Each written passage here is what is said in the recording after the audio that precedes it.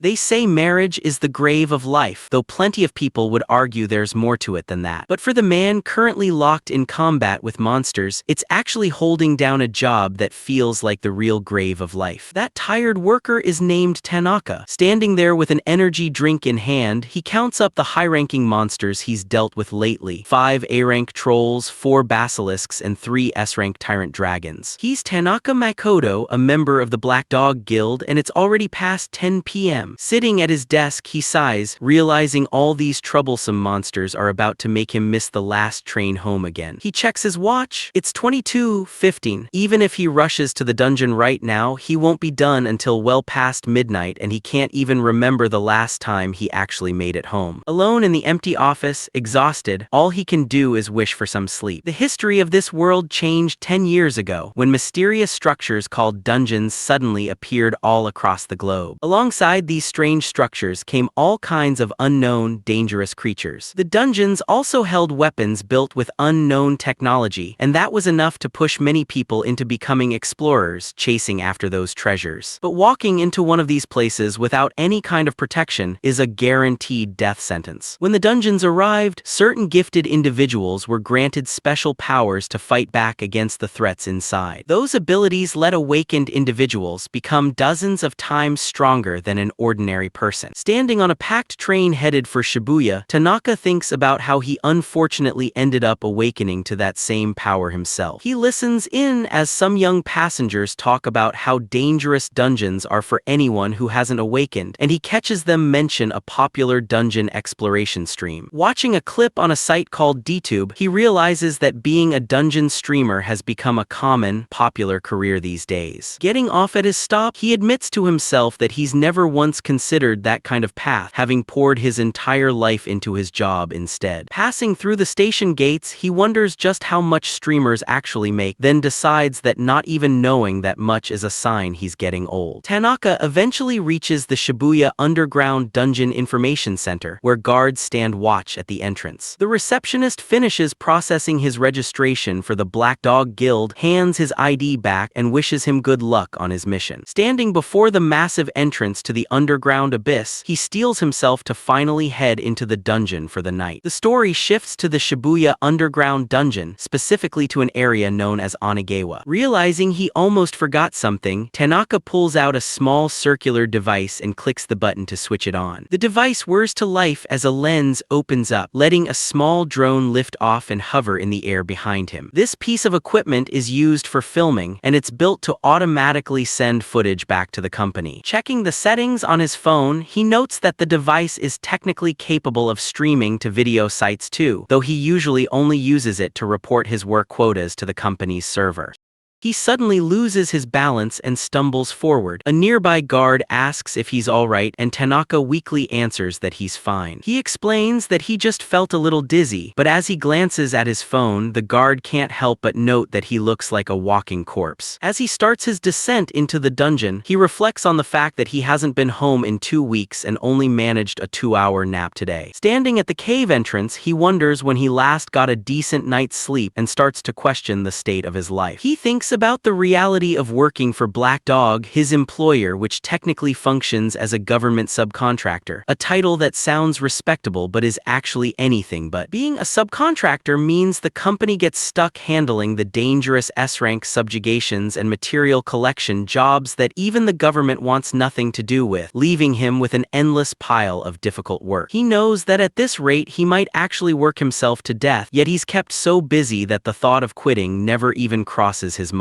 With blurry vision and a dead look in his eyes, he dives into the dungeon, giving his settings one last check and deciding everything should be fine. He's about to work in the depths of the Shibuya Underground Dungeon, one of the largest dungeons in all of Tokyo. After taking a moment to straighten his tie, he tells himself it's finally time to get the night's work started. Right now, he has no way of knowing that this particular dive is about to have a massive impact on his future. He keeps moving forward, completely unaware that his life is about about to change drastically. Meanwhile, a few people watching the stream notice it's titled for company records and realize he's accidentally set it to public. They start mockingly calling it a suicide stream since he's heading into the dangerous Shibuya dungeon all alone. The viewers dig into the Black Dog channel, pointing out that while this man isn't even on the guild's official member list, the work quota listed in the description is way too much for any single person to handle. As he makes his way through the dungeon's upper levels, one viewer mentions that he looks familiar. The story notes that the dungeon itself is divided into upper, middle, lower, and lowest sections. He thinks over his next move, realizing he's already heading toward a specific destination. He finally reaches a vantage point overlooking the deepest level of the massive underground abyss. The standard approach is to descend a dungeon gradually, but he admits to himself that he simply doesn't have time for that tonight. Deciding to jump straight to the bottom, he admits just how depressing his situation is, wishing for nothing more than a warm meal and a chance to sleep. He falls silent as he braces himself for the drop, his hovering equipment following close behind. He notes that the device is still recording, but figures it should be fine, since the company president probably won't bother watching mundane footage of him just walking around. Thinking about how exhausted he is, he realizes he'll be lucky to get even 2 hours of sleep today, and he can't help but lament being forced into such dangerous work for such low pay. Without him knowing it, the viewer count on his accidentally public stream starts climbing, as people discuss the company's blatant labor violations and predict the broadcast could hit 10,000 viewers. Noticing a string of incoming calls, he reasons that since he doesn't use social media, they must be urgent messages from work. He decides to ignore the calls and just get on with the job, figuring that picking up would only earn him insults, and he's probably going to face more of that abuse at work tomorrow anyway.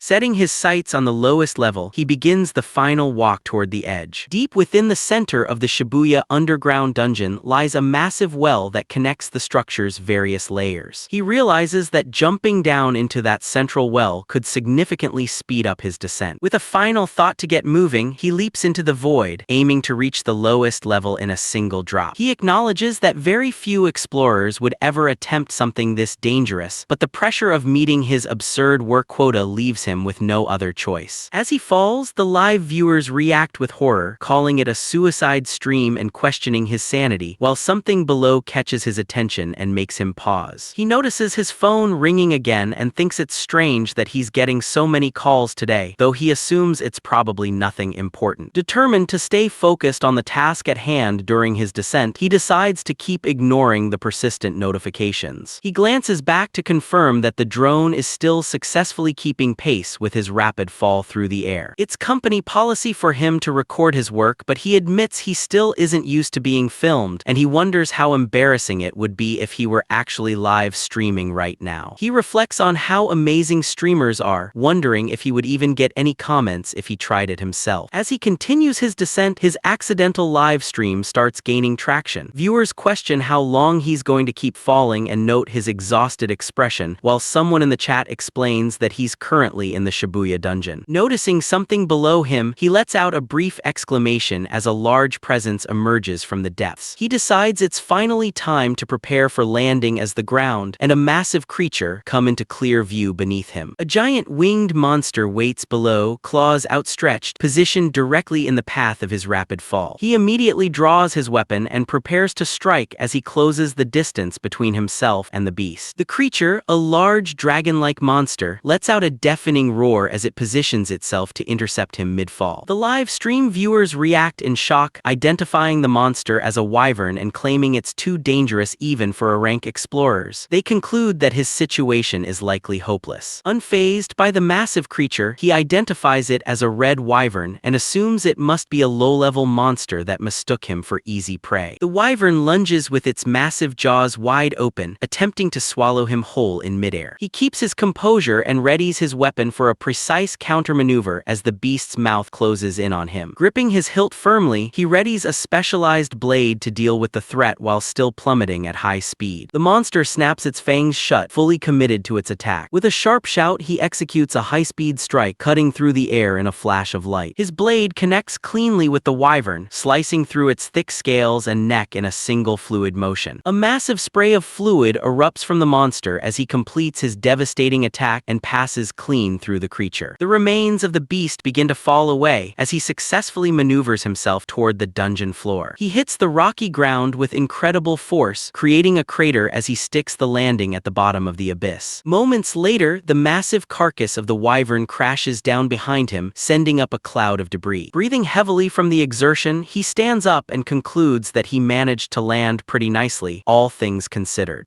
The livestream viewers are in shock, questioning how the red wyvern got split in half when he didn't even seem to unsheath his sword, speculating that his speed exceeded the camera's frame rate. Tanaka himself just notes that his legs are numb from the fall but figures the feeling will pass soon. The audience count on the stream suddenly surpasses 50,000 people as his feet start spreading across social media like wildfire. Bothered by the constant buzzing of his phone, he grows frustrated by how many times he's being called while he's just trying to get through the dungeon. Facing forward, he braces himself as several massive trolls block his path. A variety of high-level threats appear, including a large dragon, prompting him to remark that things are finally getting interesting. He confirms his location at the lowest level of the dungeon, acknowledging it as a dangerous area overrun by powerful monsters. Looking closer at the horde, he identifies the first group of enemies as trolls and minotaurs. He continues his assessment, spotting basilisks and death knights while nodding that every creature here is a dangerous monster. His gaze finally settles on a tyrant dragon, which growls as it stares him down. He admits the situation is tough enough that he doesn't want to fight, but he realizes he has no choice since he still needs to fulfill his work quota. Grasping the hilt of his blade, labeled Tanaka, he declares that it's time to work and fully draws his weapon. As the massive trolls let out a roar, he charges directly toward them at high speed. He skillfully maneuvers beneath the monsters, sliding between their legs to bypass their initial strike. He recalls his first encounter with trolls, remembering how their muscular builds and intimidating faces gave him a hard time back then. Moving with incredible precision, he executes a lightning-fast strike as he passes the monsters. He explains that while trolls are highly durable, they have no special abilities and can be easily stopped by a single cut to the neck. He walks away as 3 trolls fall, decapitated simultaneously, nodding that they're actually among the weaker monsters found down here. The viewers are in disbelief that he could one-hit A-rank monsters so easily, with some even accusing the footage of being edited as more people flood in from social media. Looking exhausted, he lets out a tired sigh of annoyance. As his phone keeps vibrating, he finally loses his temper and yells that he's at work and tired of being pestered. Tanaka stands directly in front of a massive, chameleon-like creature that looms over him. The creature fixes its gaze on him while he maintains a calm, tired expression as he prepares to engage. Livestream viewers identify the monster as a rare basilisk found only in the lowest levels and express fear at its appearance, noting that footage of one alive is extremely rare as the viewer count surpasses 5 million. While the audience celebrates hitting this new milestone of 5 million viewers, the monster lets out a low, guttural sound as it prepares to attack. He explains that the creature's breath has the power to turn anyone it touches into stone, which would mean an immediate end to the hunt. He notes that while parties can use items to heal petrification, he's a perpetual soloist with no companions to rely on if he gets hit. Recognizing the danger, he determines that he has to finish the fight quickly before the creature gets a chance to exhale its deadly breath. Seizing the moment, he lunges forward with a decisive strike aimed at the creature's neck. The basilisk lets out a final, pained roar as its petrifying breath leaks out harmlessly following his successful attack. He calmly walks away from the scene as the massive beast collapses into the ground behind him.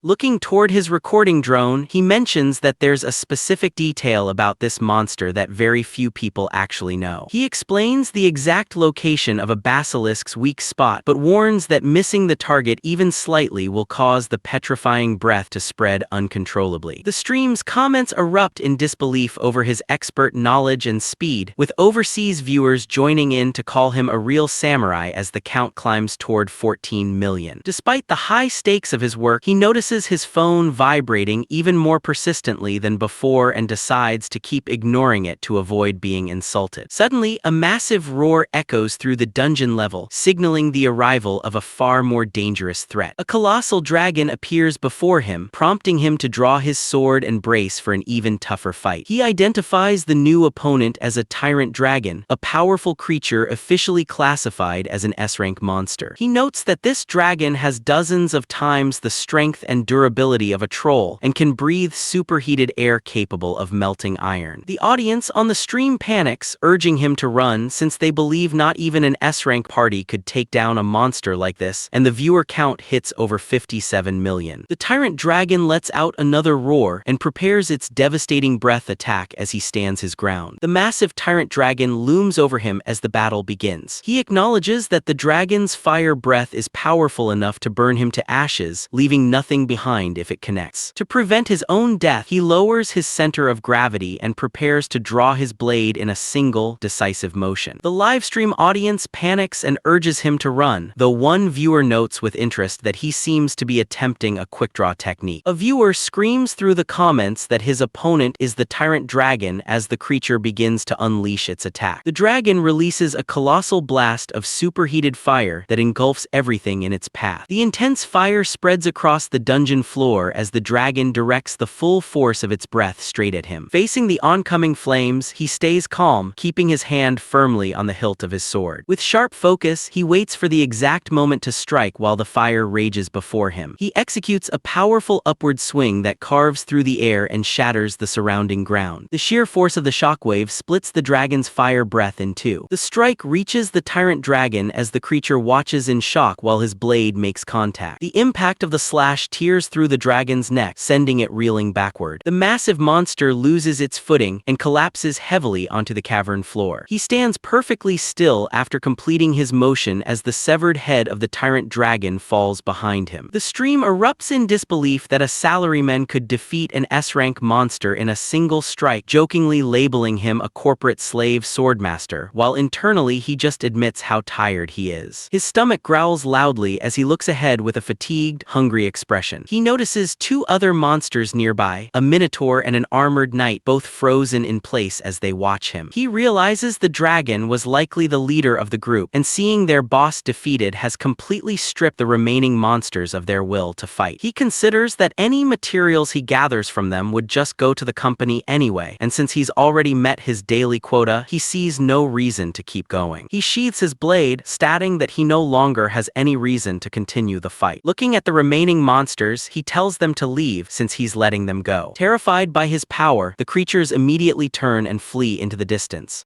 Looking at the path of destruction he's left behind, he notes that he finished earlier than expected and plans to collect the materials he needs for his quota before heading home, though he decides to check something on his phone first despite his reluctance. As he activates his device, he's met with a staggering notification count: 9,999 unread messages. He clicks on the notifications to see what caused such a massive influx of activity. He screams in total shock as he stares at the screen, unable to believe he's got nearly 10,000 notifications, even though he knew he'd been getting some calls earlier. He finds the whole thing completely ridiculous and quickly swipes to unlock his phone, wondering what could possibly be going on. His confusion grows as the phone pings repeatedly with alerts telling him he's received a surge of comments on DTube. He looks at the screen in horror, realizing there are thousands of comments being posted directly onto the Black Dog official channel video. With wide, panicked eyes, he stares at the reflection on the screen, struggling to understand the situation. He desperately tries to recall his settings, believing he'd restricted the stream to the company only, but he's devastated to find that the public setting was actually set to anyone. He's overcome with a sense of defeat as he realizes he completely missed the correct setting during setup. He looks up at the floating camera drone and realizes that everything he's done up until now has been streamed to the entire nation, though he tries to convince himself that a stream like his couldn't have attracted many viewers. His heart sinks as he watches the viewer count rapidly tick past the millions, reaching an impossible total of over 100 million people. He drops to his knees, considering that while the company account only has about 2,000 subscribers, the number of people currently watching him is beyond comprehension. He realizes that this is, in reality, far more engagement than even the most famous streamers get, since most of them never even reach 1 million viewers, let alone 100 million. The comment section erupts with people celebrating that he's finally noticed them, praising his skills as cool, and laughing at his earlier comment about work starting. He looks on in terror as viewers tell him that corporate slave swordmaster is now trending on social media, with various guilds already begging him to join and asking how he got so strong. As the comments keep flooding in, he concludes that no matter what he says at this point, it will never be enough to calm the situation down. Tanaka remains on his knees, surrounded by the remains of defeated monsters, realizing he'll undoubtedly have to write a formal report on the chaotic events that just went down. The story moves to the day after the massive stream incident at the Black Dog Guild building as Tanaka faces the prospect of his retirement. Inside his home, he hides under a blanket, trembling in shock, lamenting the fact that he's suddenly become the main topic of conversation across the internet. Scrolling through the news on his phone, he finds headlines detailing his solo conquest of the lowest dungeon level and his victory over an S-rank tyrant dragon, alongside reports about the astronomical viewer count and potential labor law violations by the Black Dog Guild. The video of his fight has already garnered nearly 10 million views and tens of millions of likes, prompting him to nervously check how the situation is developing on other social media platforms like Twitter. He finds social media posts praising his overwhelming strength and questioning how he stayed unknown for so long, with commenters speculating that Black Dog was hiding him to secure government contracts, while others note his exhausted appearance. Overwhelmed by the public's intense and scrutinizing reaction, he tosses his phone onto the couch and buries his face in his hands. He wonders if this is what people mean by going viral, admitting that his life of constant work has left him unfamiliar with internet culture and feeling like he needs to consult someone more tech-savvy. He acknowledges that he might be the only person diving solo into such deep levels, but wonders if that alone is really enough to cause this much national chaos. He reflects on his habit of diving alone in recent times, which has left him completely out of touch with the current power levels and standards of other explorers in the field. He recalls starting his career back when dungeons first appeared, and while he considered himself fairly capable, he never imagined his abilities would cause an impact this massive, leading him to wonder if there's some specific reason behind the public's fascination. He considers that the attention might stem from his appearance as a typical, unimpressive salaryman in a suit, noting that the dark circles under his eyes make him look nothing like a traditional heroic explorer. He realizes that the stark contrast between his mundane appearance and his extreme combat skills is likely what triggered the public outcry, but his thoughts are interrupted when his phone starts vibrating on the cushion.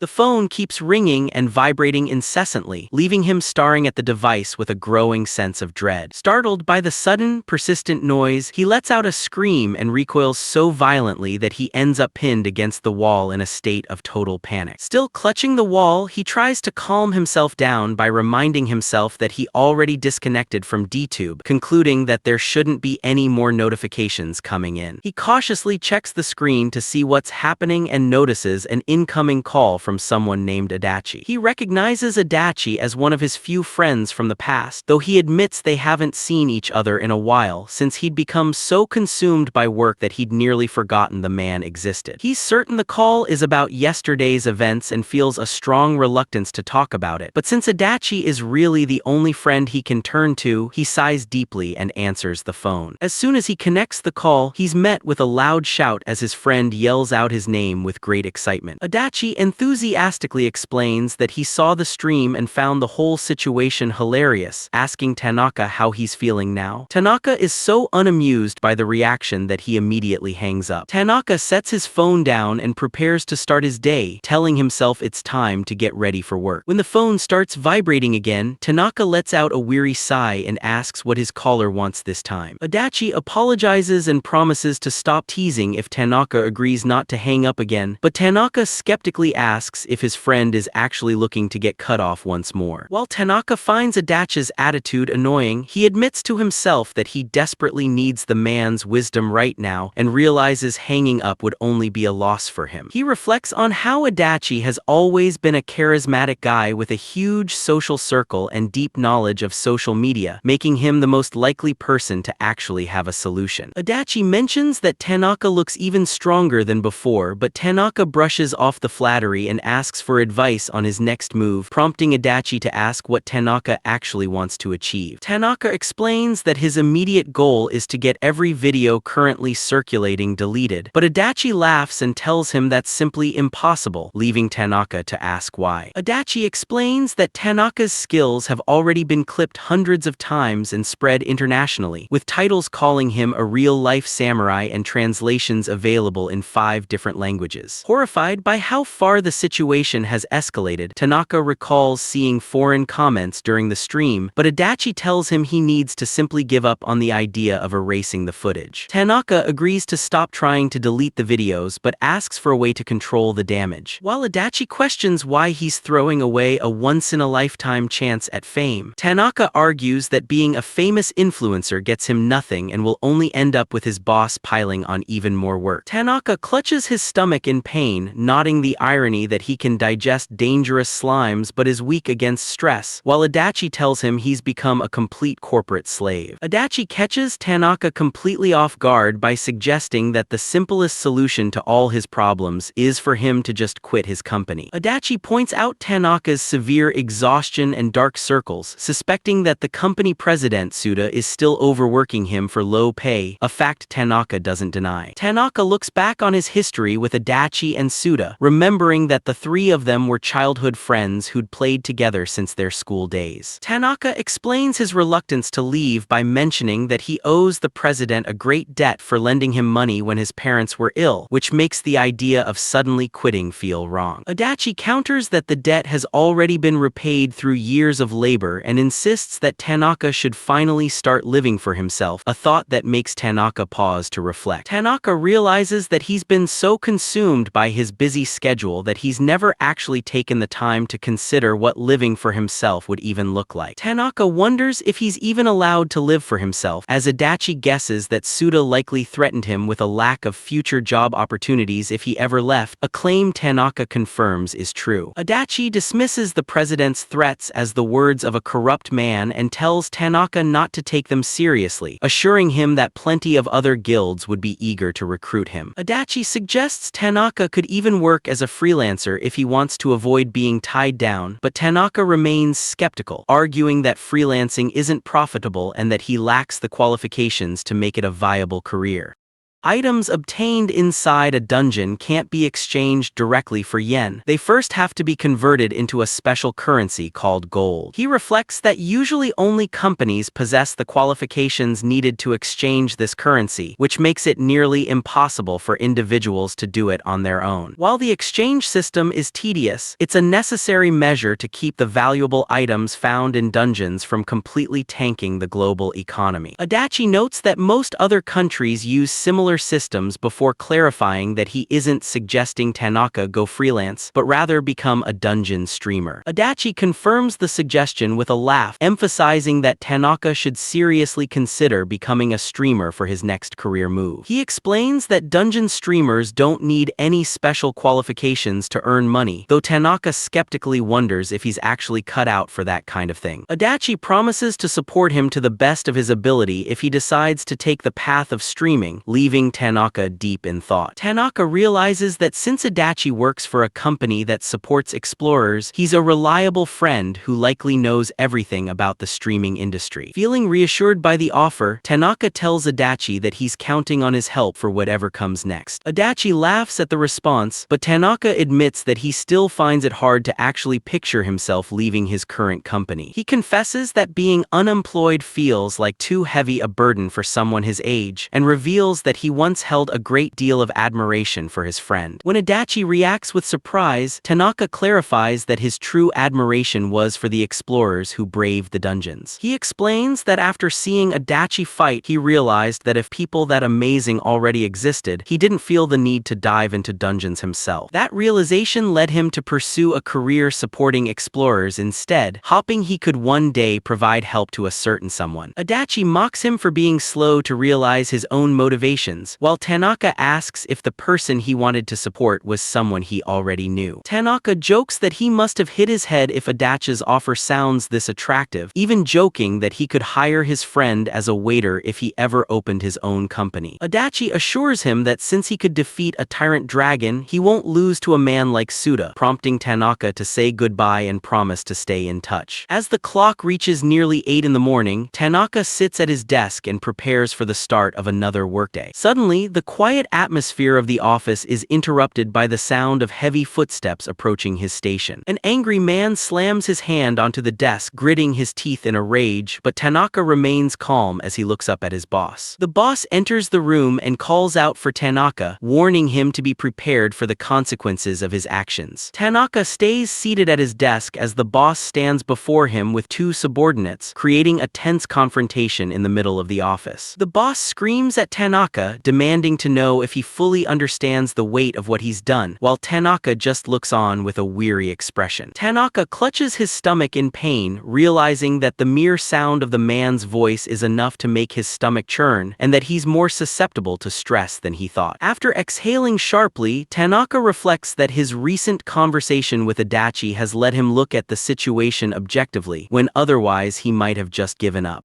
The boss continues his tirade, shouting that the company's reputation has been destroyed and demanding to know how Tanaka intends to take responsibility for the damage. He warns Tanaka that the rest of the employees will be arriving shortly and tells him to be ready for the pressure he's about to face once they get there. As the boss laughs and points at him, Tanaka stays calm and quietly observes that the man's management skills really aren't anything special. Tanaka reflects on how hard it is to work for a black company, nodding that the constant pressure has left both his mind and body completely worn out. The boss orders his subordinate to threaten the other employees with pay cuts if they don't arrive immediately, while Tanaka decides that he finally wants to start living for himself. The boss lectures his staff about how being late is unacceptable, claiming he's only teaching them these lessons for their own benefit, which draws a fearful response from the subordinates. Tanaka realizes the man is lying about his intentions, concluding that he actually just enjoys the act of lecturing and belittling others. Looking at the boss's mocking expression, Tanaka identifies him as someone who enjoys torturing people who can't fight back against him. Although his stomach still churns in the man's presence, Tanaka is glad he can see through the manipulation and wonders if he's actually capable of arguing back effectively. Tanaka is suddenly interrupted by a coughing fit as his phone vibrates with multiple messages from Adachi sent at 8:47 in the morning. Adachi's messages suggest that Tanaka is probably still scared, but he advises him to remember that he could kill the man in an instant, hoping it'll help ease his fear. Tanaka apologizes for his coughing, but the boss laughs dismissively and asks if he really thinks he'll be forgiven just because he claims to feel unwell. Tanaka acknowledges that while the boss, Suda, is a former explorer and stronger than most people, he hasn't set foot in a dungeon in a long time and is now full of openings. As Suda laughs arrogantly with his hands behind his head, Tanaka focuses his energy and tightens his fist, catching the man completely off guard. Tanaka remains composed as he delivers a powerful, decisive punch directly into Suda's stomach, ending the man's laughter instantly. Tanaka realizes it would take less than a second to kill the man while the boss stands in shock, questioning what just happened. Tanaka reflects that he isn't as scared as he thought he'd be, nodding that a tyrant dragon is far more terrifying, and realizing his previous fear was only ever tied to the threat of losing his job. He clenches his fist with newfound confidence, deciding he no longer has anything to be afraid of and is perfectly fine with quitting the company right now. When the other employees finally arrive and apologize for being late, the boss berates them before gleefully promising to deal with their pay cuts later. The boss stands before the gathered group and calls out to Tanaka, asking if they should begin the confrontation. He demands that Tanaka explain his actions clearly so that all the other employees can understand exactly what he's done. Tanaka observes that this is the boss's usual tactic, forcing employees to explain themselves to induce guilt before interrupting them and seizing control of the conversation. He notes that once the boss takes control, the employee usually becomes too intimidated to speak, but he decides that while he might have reacted the same way before, he now sees the man as nothing more than a scumbag. Tanaka openly admits that he made a mistake with the streaming settings and leaked work details, acknowledging that he's in the wrong. This admission causes the boss to break into a fit of hysterical, mocking laughter.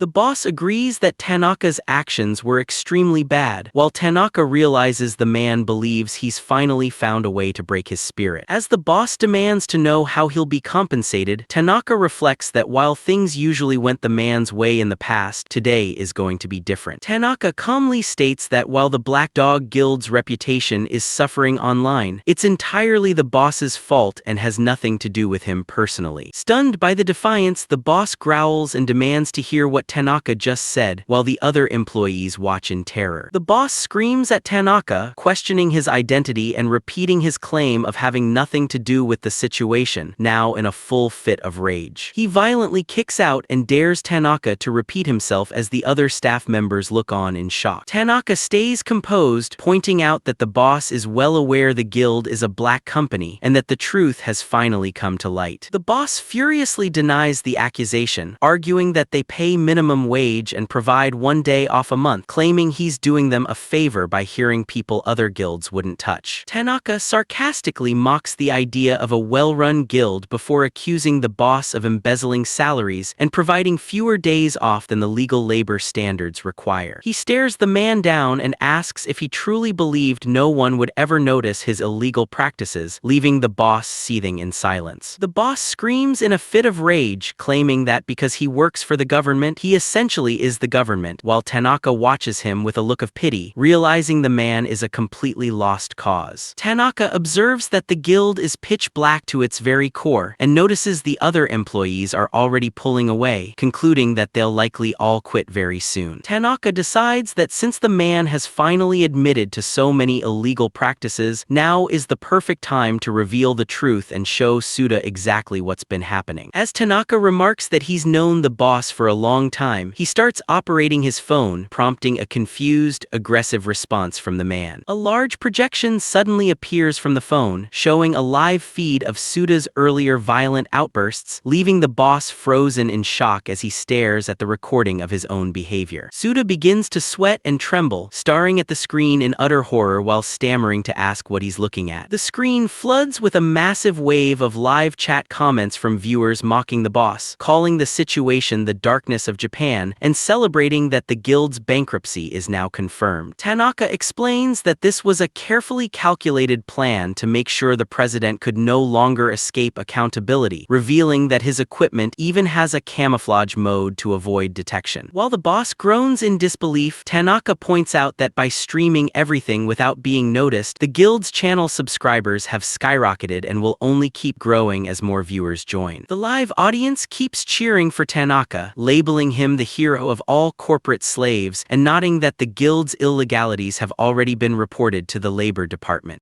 Losing his last bit of sanity, the boss calls Tanaka an ingrate and draws a jagged, organic-looking knife that pulses with a sinister energy as the other staff members watch in terror. Tanaka recognizes the weapon immediately, identifying it as a specialized blade used only inside dungeons, one with an extremely high lethality rate. Suda laughs maniacally and tells Tanaka to prepare to die, while Tanaka calmly reflects that bringing a weapon like that out of a dungeon is a direct violation of the Dungeon Management Act. Screaming Tanaka's name, the boss lunges forward with all his strength, thrusting the lethal blade directly toward Tanaka's chest. The employees cry out in horror at the sight of the attempted murder, while the boss's expression turns predatory and Tanaka maintains a steady, unwavering gaze. As the blade draws closer, Tanaka finds the movement incredibly slow, showing no sign of panic as the attack approaches. Tanaka analyzes the strike, noting that the boss moves much slower than the monsters found in the lowest levels of a dungeon, and concluding that the man has become completely corrupted and weak. With a single, precise motion, Tanaka parries the attack, sending the organic knife flying out of the boss's hand and into the air. The boss stares at his empty, trembling hand in pure shock, unable to comprehend how his attack was neutralized so easily. Suda collapses to the floor in agony, clutching his arm and groaning, while Tanaka stands over him and coldly declares that his time is finally up. up. Tanaka tells the fallen boss that it's time for him to understand a little bit about human pain. The boss looks up at Tanaka with a face full of resentment and shock, unable to say more than a single word of protest. Without any hesitation, Tanaka delivers a powerful punch directly into the man's stomach. The sheer force of the impact sends the boss flying backward, completely destroying the office furniture in his path while Tanaka stands calmly. The boss screams in agony as the momentum of the strike carries him through the air. He continues to tumble through the wreckage of desks and paperwork, unable to stop his backward flight. The surrounding employees watch the scene unfold in absolute terror, screaming as the violence erupts right in front of them. The boss finally hits the back wall with enough force to shatter the structure, and a sign proclaiming his own divinity as the president. He collapses into a heap amid the rubble and the cracked wall, barely clinging to consciousness. Tanaka adjusts his clothes and sighs in relief, nodding that he feels much better now. He reflects that he held back enough to make sure the man survived, hoping the lesson finally sinks in. As Tanaka turns to leave the room, the other staff members remain frozen in place, with one of them weakly calling out his name. Despite the devastating blow, the boss struggles to his feet against the shattered wall and vows never to forgive Tanaka, prompting Tanaka to recognize that the man's spirit remains unbroken thanks to his past as a tough explorer. Gasping for air and bleeding, the boss claims that Tanaka has humiliated him, while Tanaka realizes the man's mountainous pride won't let him stay down, though he worries further attacks might actually prove fatal. The boss suddenly turns his rage toward his subordinates, screaming to ask what they're doing, which leads Tanaka to think the man is only making things harder for everyone. Screaming that they're all useless, the boss orders the employees to kill the criminal who dared to attack him. Tanaka watches with a bored expression as the boss keeps threatening the staff, shouting that he'll cut their pay if they don't stop Tanaka immediately. The boss laughs maniacally while reminding a promising young employee that losing his job now would end his career in the industry, forcing the terrified man to comply. Desperate to protect his livelihood, the young man starts running toward Tanaka while the other employees watch the hopeless confrontation. The employee apologizes and explains that he'll only try to hold Tanaka down without hurting him, and Tanaka calmly gives him permission to go ahead. With a look of desperation, the young man lunges forward, hands outstretched to grab Tanaka. Tanaka watches the employees approach, nodding that while aiming for his legs to gain the upper hand is a strategic move, the man's intentions are far too obvious. Tanaka finds the man's movement slow as he prepares to intervene. Tanaka immediately slams the employee onto the floor, leaving him groaning in pain. The defeated employee lies face down with a swelling bump on his head, while the boss watches in disbelief from the background. Tanaka helps the fallen man up as the boss screams that they're all useless and vows that a simple pay cut won't be enough punishment.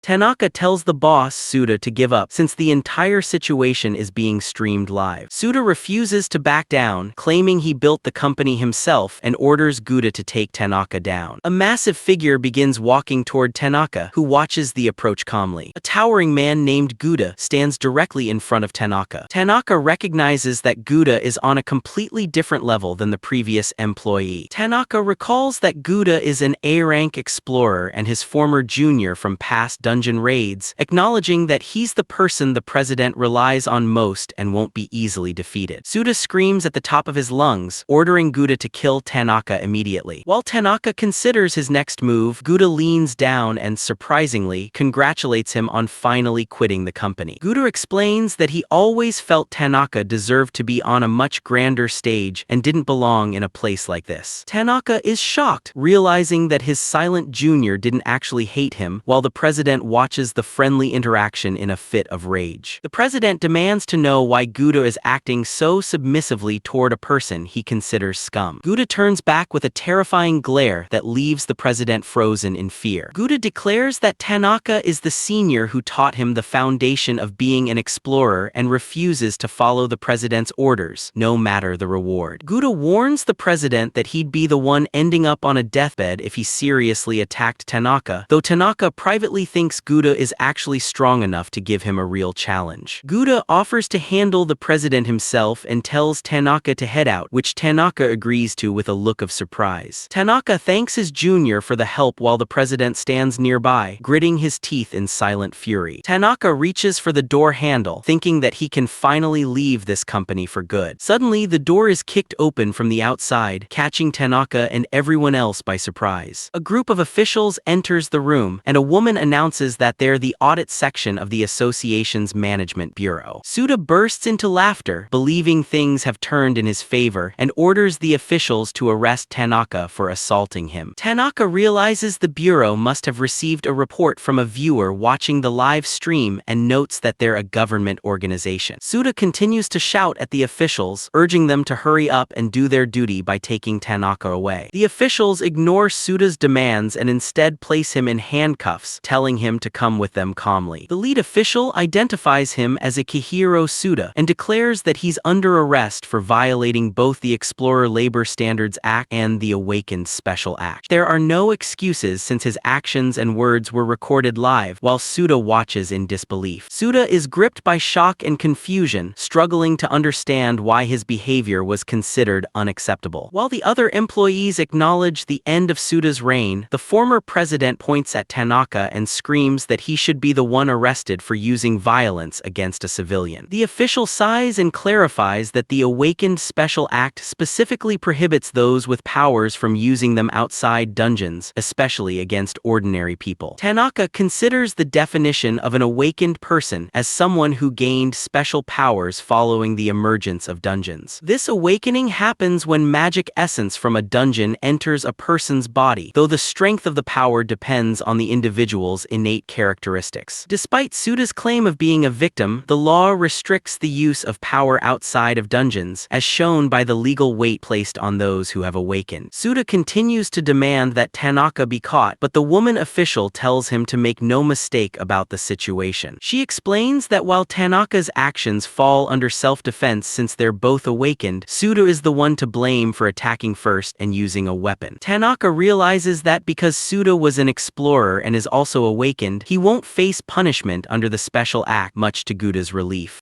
The official then addresses Tanaka Makoto directly, stating that she'll need him to come to the public office as well. Tanaka expresses his reluctance about having to go to the public office, while the female official stares at him with a sharp, silent intensity. Tanaka eventually recognizes her face and asks if she's Amatsuki, prompting her to sigh and remark that he only just noticed. Suda is visibly shocked to hear the name Amatsuki Kanade, as Tanaka silently observes how much she's grown since they last saw each other. Suda questions why the chief of Subjugation Unit 1 is personally involved, but it's explained that a unit member must be present when arresting an awakened offender. Suda continues to scream, demanding to know why a top official is there, while the official notes that normal officers lack the ability to catch an awakened who decides to flee. Tanaka considers it strange for someone of Amatsuki's status to handle a minor criminal like Suda, given that her unit is an elite division within the Ministry of Monster Control. The unit is made up of highly skilled awakened who manage city monster outbreaks and arrest powerful criminals, with Amatsuki Kanade serving as their chief official. She's recognized as a brilliant and powerful rising star who holds a prestigious position within the ministry. Tanaka recalls that even though she's younger, her talent was evident back when they used to dive into dungeons together, growing closer with every mission. He laments the vast gap between his life as a corporate slave and her elite career, while she claims there's no deep meaning behind her being there. She insists she was merely the only person available, but Tanaka finds this hard to believe given her schedule and wonders if she actually came to see someone specific. Without further explanation, Amatsuki turns around and prepares to leave. Tanaka wonders if she's come to hate him, just as Amatsuki orders her subordinates to take Suda away. Suda continues to resist, shouting that he's a president and demanding the officers let him go. As he's let out, Suda screams Tanaka Tanaka's name and vows that he'll eventually come back for his revenge. Suda's rants about his taxes and paying the officials' salaries echo down the hallway until an official threatens to tighten his handcuffs if he doesn't stop resisting. Tanaka sighs with relief that the chaos over his resignation is finally over, but Amatsuki tells him she still needs to hear his side of the story. When she asks him to come with her, Tanaka requests to do it later, explaining that he's at his limit after weeks without proper sleep before heading toward the window. Amatsuki is caught completely off guard as Tanaka suddenly moves to make his exit through the window. Tanaka reflects that he would have complied with an unknown official, but he believes Amatsuki will be more understanding, and he leaves behind his black dog business card as he goes. Tanaka tells the officials he'll talk later and suggests they call the number on the card before making his exit. He immediately leaps from the window, descending toward the city streets below. Amatsuki Kanade rushes to the window and shouts that she came all this way specifically to see him. As he moves away, Tanaka briefly wonders if she said something, but he ultimately dismisses it as a trick of his imagination. Amatsuki stares at the business card he left behind, reflecting on how their days of diving into dungeons together have become a distant memory.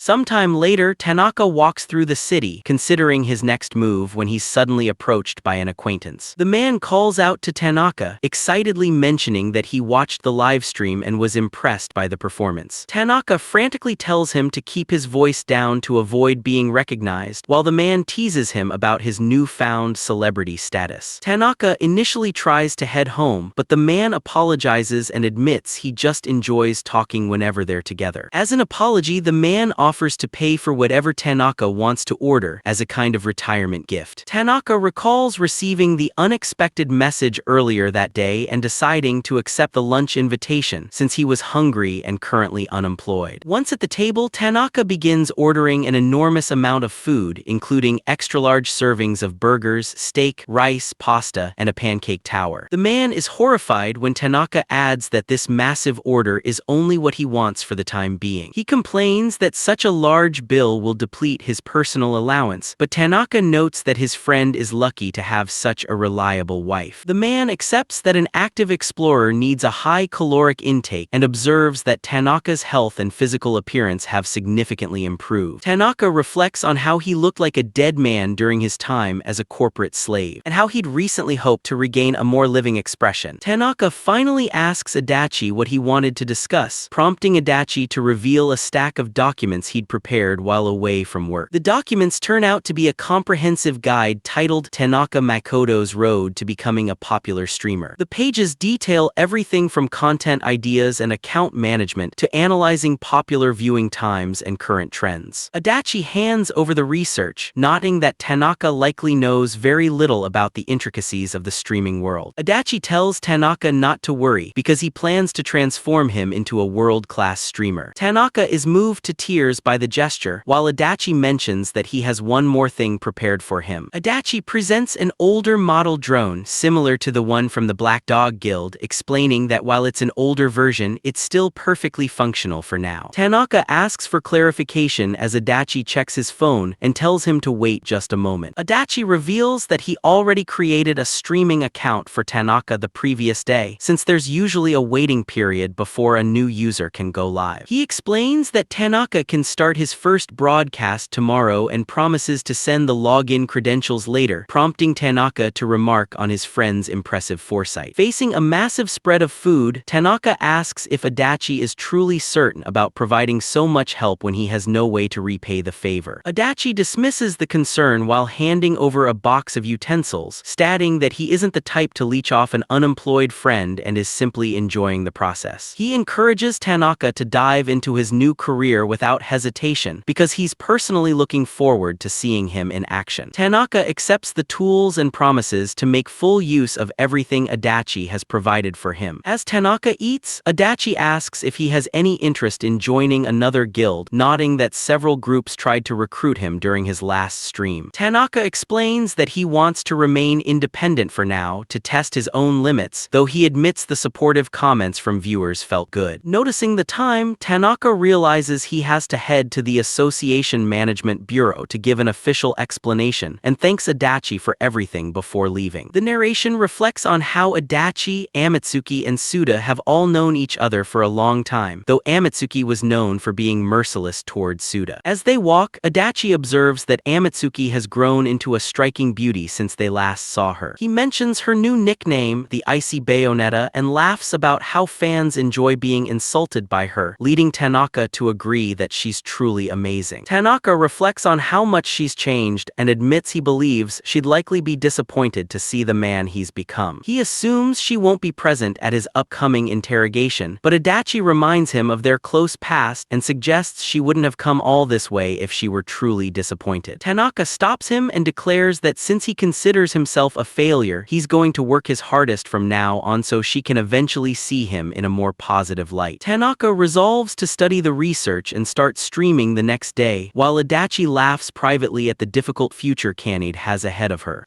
Adachi promises to watch the stream while he works and tells the man to do his best, prompting another round of thanks as they prepare to part ways. Tanaka arrives at Nishi Shinjuku Station to begin the journey for his new career. Seeing the sign for the Nishi Shinjuku Cliff Dungeon, he wipes sweat from his neck and remarks on how scorching the heat is. Despite the weather, he expresses his happiness at his new lifestyle, nodding that he can now wake up whenever he wants and travel on empty trains. As he heads down the stairs toward the dungeon entrance, he pumps himself up and declares that it's time to get started. He looks out over the familiar sight of the dungeon and admits that even though it's been a while since his last visit, the view is still amazing no matter how many times he sees it. The massive scale of the Nishi Shinjuku Cliff Dungeon is revealed, showing the depth of the cavernous environment. The narration explains that this particular dungeon formed from a giant crack in the earth, and that explorers have currently mapped out everything up to the middle level. While checking his equipment, Tanaka recalls Adachi's research about how rapid growth can cause an audience to lose interest quickly, so he decides to stick to the middle level for now to keep his viewers from getting bored. He begins syncing his drone with his smartphone and links it to his DTube account before finally posting on social media to announce his arrival. He's shocked by how quickly notifications start flooding his phone after the announcement goes out, questioning if people are actually working since the engagement is growing so rapidly. Overwhelmed by the response, he sees over 1,000 interactions and various comments calling him a corporate slave swordmaster or asking to see the lower floors again, leaving him stunned by the sheer volume of viewers. Looking at the drone hovering in front of him, he admits to himself that he's getting nervous just thinking about the massive audience watching from behind the camera. He reflects on how he was finally able to leave his old job thanks to the support he received, and as he grows emotional, he resolves to be serious about his work to repay the kindness shown to him. Starting the broadcast, he introduces himself as Tanaka Makoto and explains his background as a former member of the Black Dog Guild, while viewers react enthusiastically in the chat. The audience starts poking fun at his choice to wear a business suit and keeps using his new nickname, with some even asking where he plans to retire from next. While he acknowledges that most streamers usually have a much more energetic and lively vibe, he decides that it's far more natural for him to stick to his polite working-class style. He panics slightly after realizing he forgot to project the live comments and asks his audience to wait while he fumbles with his settings, eventually succeeding so he can read the chat without needing his phone. After thanking everyone for their engagement, Tanaka announces his plan to explore only the middle floor of the dungeon today, saving the deeper levels for another time, and briefly confirms that he did remember to eat breakfast. He admits that responding to comments is much harder than it looks and expresses his admiration for professional streamers before declaring that he's ready to dive into the dungeon immediately.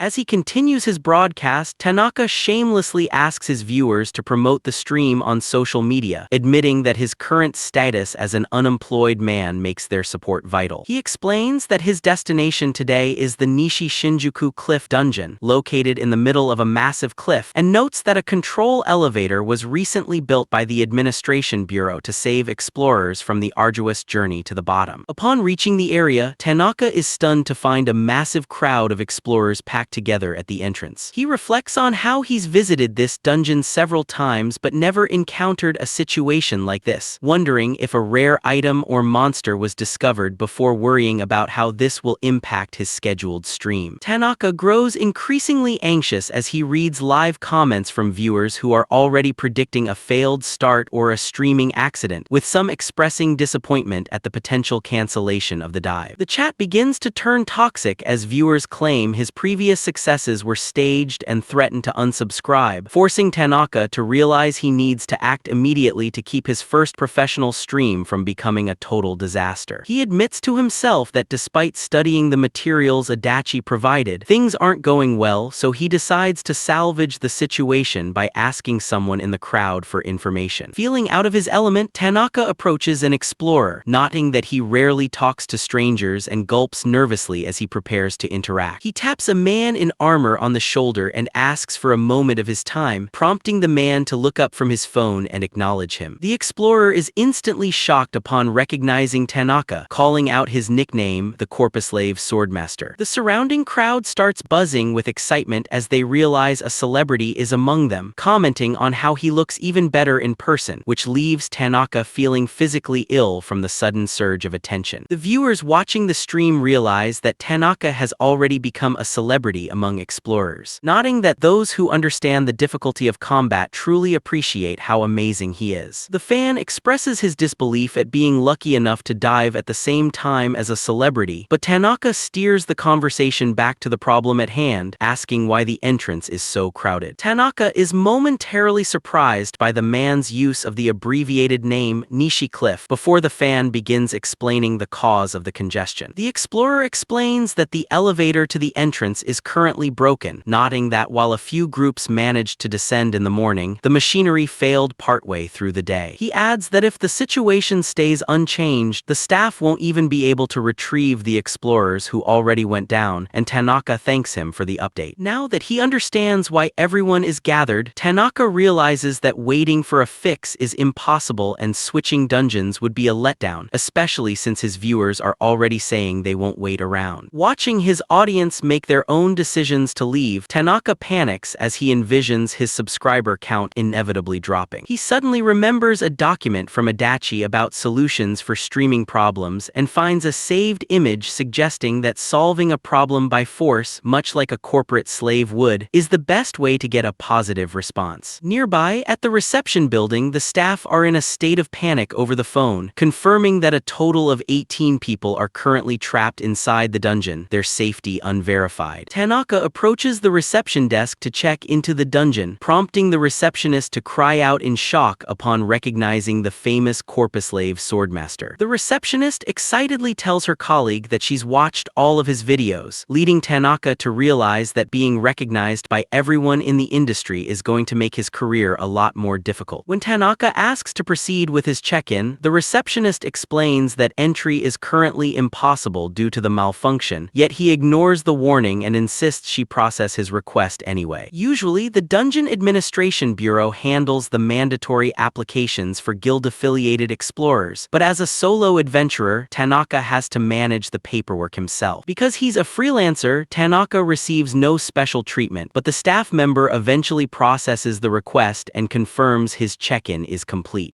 Having secured his official entry despite the chaos, Tanaka leaves the building and starts walking toward the cliffside. He reaches the edge of the massive drop-off and stares down into the dark abyss where the dungeon entrance is located. Tanaka decides to follow the advice in Adachi's documents by entering the dungeon his own way, even as his live viewers panic and warn him that falling from this height is a death sentence. As he prepares his move, the chat fills with viewers claiming they'd die from fear, while others wonder if he's giving up for the day or if even he thinks the situation is impossible. Nearby explorers spot Tanaka and recognize him, questioning why he's standing at the edge when they assumed he'd already decided to head home. The crowd watches in stunned silence as Tanaka suddenly leaps into the air and disappears over the edge of the cliff. The stream explodes into a frenzy of screams and terrified comments from viewers convinced they're witnessing a fatal accident. Tanaka reflects on whether he should have announced the jump beforehand, but concludes that Adachi was right about needing an element of surprise to keep the broadcast engaging. He shakes off his concerns for the sake of the stream's energy and continues plummeting deeper into the vertical shaft. Tanaka casually warns his audience about potential motion sickness while the chat remains in a state of total panic, with some viewers even reporting that the footage is making them feel physically ill. Though he doesn't fully understand the technical reason for their reaction, he's pleased to see the audience getting excited and feels his decision to jump was the right one. After falling a significant distance, Tanaka decides it's finally time to slow his momentum. He firmly grips his weapon and prepares to engage with the environment to break his fall. Tanaka swings his blade toward the vertical cliffside to create friction against the solid rock face. Using his sword as a makeshift brake, he grinds against the stone to safely control the speed of his descent toward the bottom of the dungeon. Tanaka sticks a heavy landing at the bottom of the vertical shaft, cracking the ground beneath the force of his impact. Gripping the hilt of his sword, he completes his high-speed descent while the drone camera captures the final moments of his acrobatic maneuvers in the air. He hits the floor with a massive impact, sending a cloud of dust and debris flying as he stabilizes his position in a crouched stance. Catching his breath, Tanaka pats his chest to steady himself and gives a brief confirmation that the landing was successful. He announces their arrival at the Nishi Shinjuku Cliff Dungeon while his viewers struggle with motion sickness, with some nodding that his capabilities far exceed those of a normal awakened. Tanaka politely apologizes for the intense experience, prompting comments about his ingrained corporate slave mentality and how his formal mannerisms differ from typical streamers. As the stream focuses on the dome-shaped dungeon entrance, the audience finds his calm demeanor reassuring, until they remind themselves that jumping off the cliff was completely insane. Tanaka begins his descent, his footsteps echoing as he heads down the stone stairs toward the darkness of the entrance. He steps through the massive doorway and heads into the lightless tunnel, officially beginning his exploration of the interior. Tanaka reflects on how dungeons typically extend deep underground and often take the form of ancient ruins once a person steps inside. He notes that the most defining characteristic of these locations is the presence of monsters residing within them. While monsters generally stay confined to these areas, he acknowledges that they occasionally manage to escape into the outside world. In such cases, the Monster Subjugation Bureau is responsible for their elimination, but Tanaka is surprised to find creatures already appearing in this section. A group of 5 goblins armed with knives blocks his path, and while the association ranks them as low-level D-rank threats, Tanaka worries they won't provide enough excitement for his viewers. Without hesitation, Tanaka draws his blade and moves toward the group, spotting a single opening to strike. In an instant, the entire group of monsters is pulverized into fragments as Tanaka walks past the carnage without slowing down. He concludes that the goblins never even registered his presence and decides to head deeper to the middle floors to find something more engaging for the broadcast. The chat is thrown into a panic because the camera couldn't even track his movements, leading a B-rank explorer in the audience to lose all confidence in their own abilities. Tanaka is confused by the overwhelming praise, wondering if the viewers are simply inexperienced and don't realize that defeating mere goblins isn't a significant feat. He rubs the back of his head and tells the audience he's glad they enjoyed the display, though he clarifies that the encounter was nothing more than a routine task against weak opponents. Tanaka tells his viewers that anyone could defeat goblins with enough time and practice, though he privately wonders if his earlier display was actually more impressive than he realized.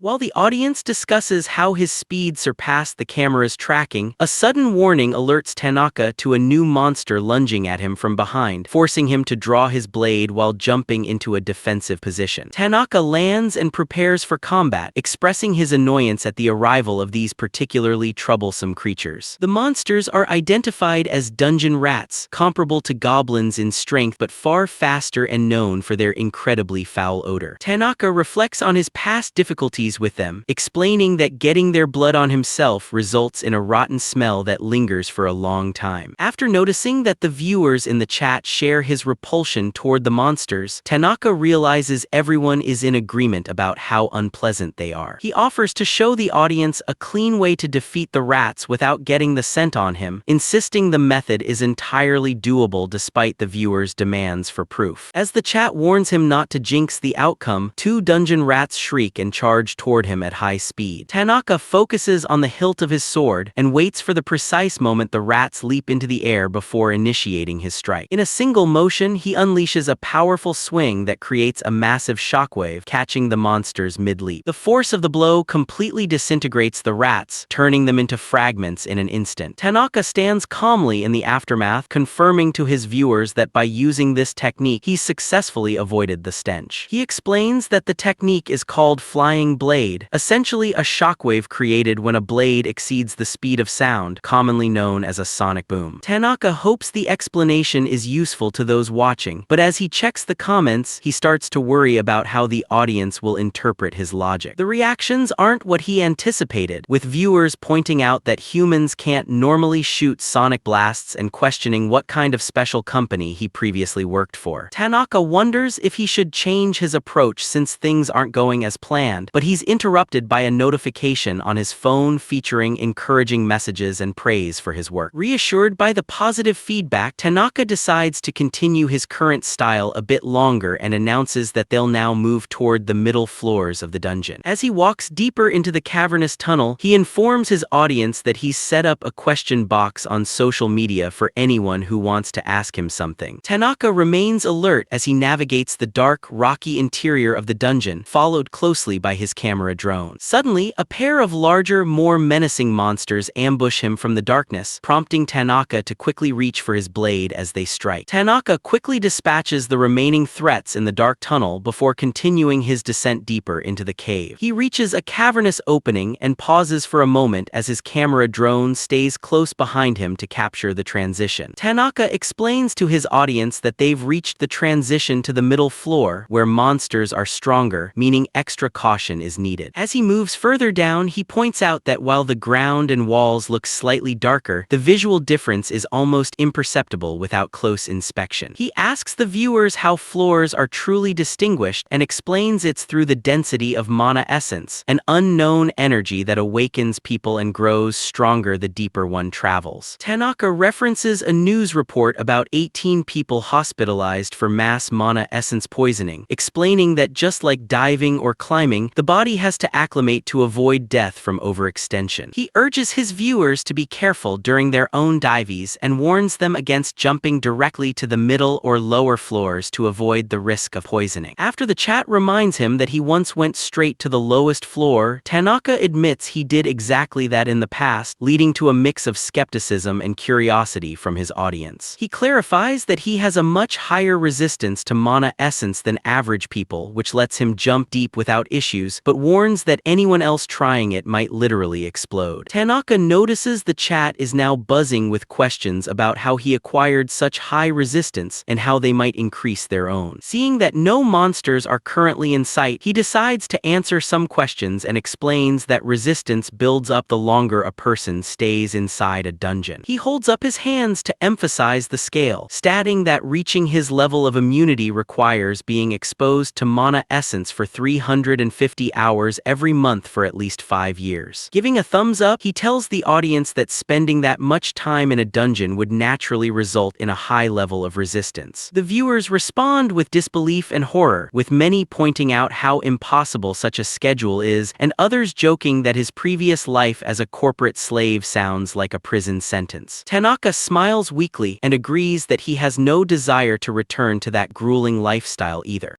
He mentions that resistance can also be built by eating certain things found in the dungeon, and he spots something nearby that he considers perfect for a demonstration. Tanaka crouches down to show a cluster of pale glowing mushrooms called luminous caps, a special fungus found exclusively in dungeons. He explains that these mushrooms are concentrated sources of mana essence, and that eating them is a way to naturally take in the energy. Without hesitation, Tanaka thanks the audience for the food and proceeds to eat one of the glowing mushrooms whole. The viewers are left in a state of absolute shock, with many seen screaming and spitting out their drinks as they watch him consume the mushroom on their screens. Tanaka remarks that while the taste isn't terrible, the glowing mushroom feels strange on his tongue, as his chat erupts with warnings about the dangers of eating raw dungeon fungi and reports of past hospitalizations. After swallowing the mushroom, Tanaka warns his viewers that anyone attempting this should only eat small amounts at at a time, explaining that consuming too much mana essence at once leads to severe poisoning. He shares that during his time as a corporate worker, his quotas were so strict that he had no time for proper meals and resorted to eating whatever he could find in the dungeon raw. Tanaka reflects on the early days of this habit, when he frequently collapsed from agonizing stomach pains and came dangerously close to losing his life. He explains that after 3 years of this grueling lifestyle, his body finally adapted to the point where he could eat raw monsters and fungi without issue, proving that human adaptability is a powerful force. As the audience reacts to the harsh reality of his past, a viewer sends a 5,000 yen donation, prompting Tanaka to realize that the super chat feature has been activated on his channel. He pauses to look at the notification, surprised by the sudden financial support and the message from a viewer wishing him a nice meal. Tanaka reviews the donation guidelines his colleague Adachi provided, realizing the feature is now live and feeling a sudden obligation to properly thank the person who sent him money. Visibly moved, he expresses his deep gratitude for the support and the newly unlocked feature, promising viewers he'll use the funds to buy himself a proper meal. He gives a deep formal bow to his camera drone as a series of notification sounds signal that more donations are pouring in from the audience. The chat stream fills with various contributions ranging from lunch money to retirement funds, with some viewers joking about how easily they're moved to give while others appreciate the wholesome atmosphere. Tanaka remains speechless for a moment, staring at the screen as the weight of the audience's kindness begins to overwhelm him. Overcome with emotion, tears begin to stream down his face as he struggles to process the unexpected generosity of his viewers. He quickly turns away and wipes his eyes, claiming he just has something in them, while admitting to himself that he finally feels like his years of hard work have paid off. While the chat teases him for his emotional display or offers comfort, Tanaka reflects on how much better he's being treated now than at his previous job, cementing his happiness in becoming a streamer. He clenches his fist with newfound resolve, telling himself that he can't stop now and has to see his journey through to the very end. Addressing his audience once again, Tanaka vows to continue streaming with all his heart and soul to live up to the high expectations and support he's received. He bows one more time while viewers comment on how his polite demeanor sets him apart from other dungeon streamers, with many promising to return after their own jobs to send more support. Recomposing himself, Tanaka suggests they continue their exploration of the dungeon and encourages the chat to ask any other questions they might have. As he resumes his trek through the cave, he notes that the floor seems unusually quiet today and wonders why no monsters have appeared to challenge him yet. Tanaka ponders his next move, wanting to live up to his audience's expectations by defeating a monster with style. Suddenly, a woman's piercing scream echoes from deep within the cave, instantly cutting through the silence and grabbing Tanaka's attention. The chat erupts in concern, wondering if an incident is occurring, and reminding Tanaka that while the dungeon is in lockdown due to the broken elevator, some groups had managed to enter earlier that morning. Tanaka bursts into a full sprint, moving with such incredible speed that his viewers compare him to a human bullet train. As he races through the tunnels, the audience expresses concern for the drone's ability to keep up, while some viewers joke about feeling motion sick from the rapid movement. Tanaka warns his audience to close their eyes if they're prone to motion sickness, as the camera is about to start shaking violently from his extreme pace. The high-speed chase continues as viewers discuss needing medication to handle the intense footage, while others admit they're already struggling to watch the screen. While he doesn't claim to have a grand sense of justice, Tanaka decides to help simply because it's within his reach, though he senses that something about the current situation feels strange. He observes that all the monsters in the area seem unusually agitated and on edge, adding to the growing tension of the descent. Sensing an unsettling atmosphere where the unexpected could easily happen, Tanaka remains on high alert until he finally catches sight of the scene ahead. He finds an exhausted female explorer gripping a massive sword and breathing heavily as she struggles to hold her ground against an unseen threat. Tanaka is surprised to find a solo explorer in this part of the dungeon as he stares at the group of horned monsters cornering her. So we're back in this dark dungeon, and right at the cave entrance there's a massive creature with glowing eyes lurking behind some guy just standing there. A girl's fighting for her life, blocking a monster's crushing fist with her sword and screaming just to survive. She manages to swing her blade and shove the creature back, yelling at it to stay away as she puts some distance between them. She survived that first hit, but she's completely wiped out, gasping for air while she grips her weapon. Turns out she's just a solo college student, which honestly makes being down here borderline suicidal. The guy watching remembers his own solo dives. The upper floors are rough but manageable, while the lower floors are packed with deadly traps and monsters. And here's the thing about dungeons, there's no do-overs, no continues like a video game. You mess up, that's it. He recognizes the enemies as ogres, smart demon-type monsters over 6 feet tall, and right now they're completely overwhelming her. 10 of them are working together, slowly closing in and draining every bit of energy she's got left. She's boxed in now, no way out, with the monsters tightening the circle around her. People watching point out that ogres are supposed to stick to the lower floors, so them showing up here on the middle floors is seriously bad news. He confirms it. This is what they call an irregular, a rare situation where the dungeon just stops playing by its own rules. The monsters keep pounding away, cracking the ground as she's forced back into a defensive crouch. She barely dodges a direct hit from one snarling ogre, but she's clearly running on fumes at this point. The force behind an ogre's club is insane, and she can barely keep her sword up against it. Then, in an instant, her weapon gets knocked clean out of her hands. She's defenseless, and she knows exactly how bad that is. The ogre towers over her, eyes glowing, and she just freezes, staring death in the face. Right as the monster's about to finish her off, footsteps start echoing across the cavern, fast and determined. That guy who'd been watching this whole time suddenly bursts into action, drawing his weapon and charging straight at the monsters. He gets there just in time, landing a strike so powerful it sends a shockwave through the air and stops the ogre cold. The monster lets out a pained roar, clutching at its badly wounded body. It flinches back as the guy walks away, carrying the girl in his arms. The monster's remaining eye keeps tracking them as they move down the dark, rocky path. He keeps her held close, and behind them, the monster finally breaks apart completely. He glances over at a severed horn left lying on the ground. He remembers that defeated monsters leave behind materials before they get pulled back into the dungeon, and figures that horn would sell for a good price. But something else quickly grabs his attention. That's when he realizes exactly where his hands are while carrying her, and he panics, picturing all the legal trouble headed his way. He tries telling himself it's an emergency, hoping that keeps him out of court, then asks how she's doing. She just answers back nervously. He sets her down right away and asks if she can stand on her own. She gives a small nod.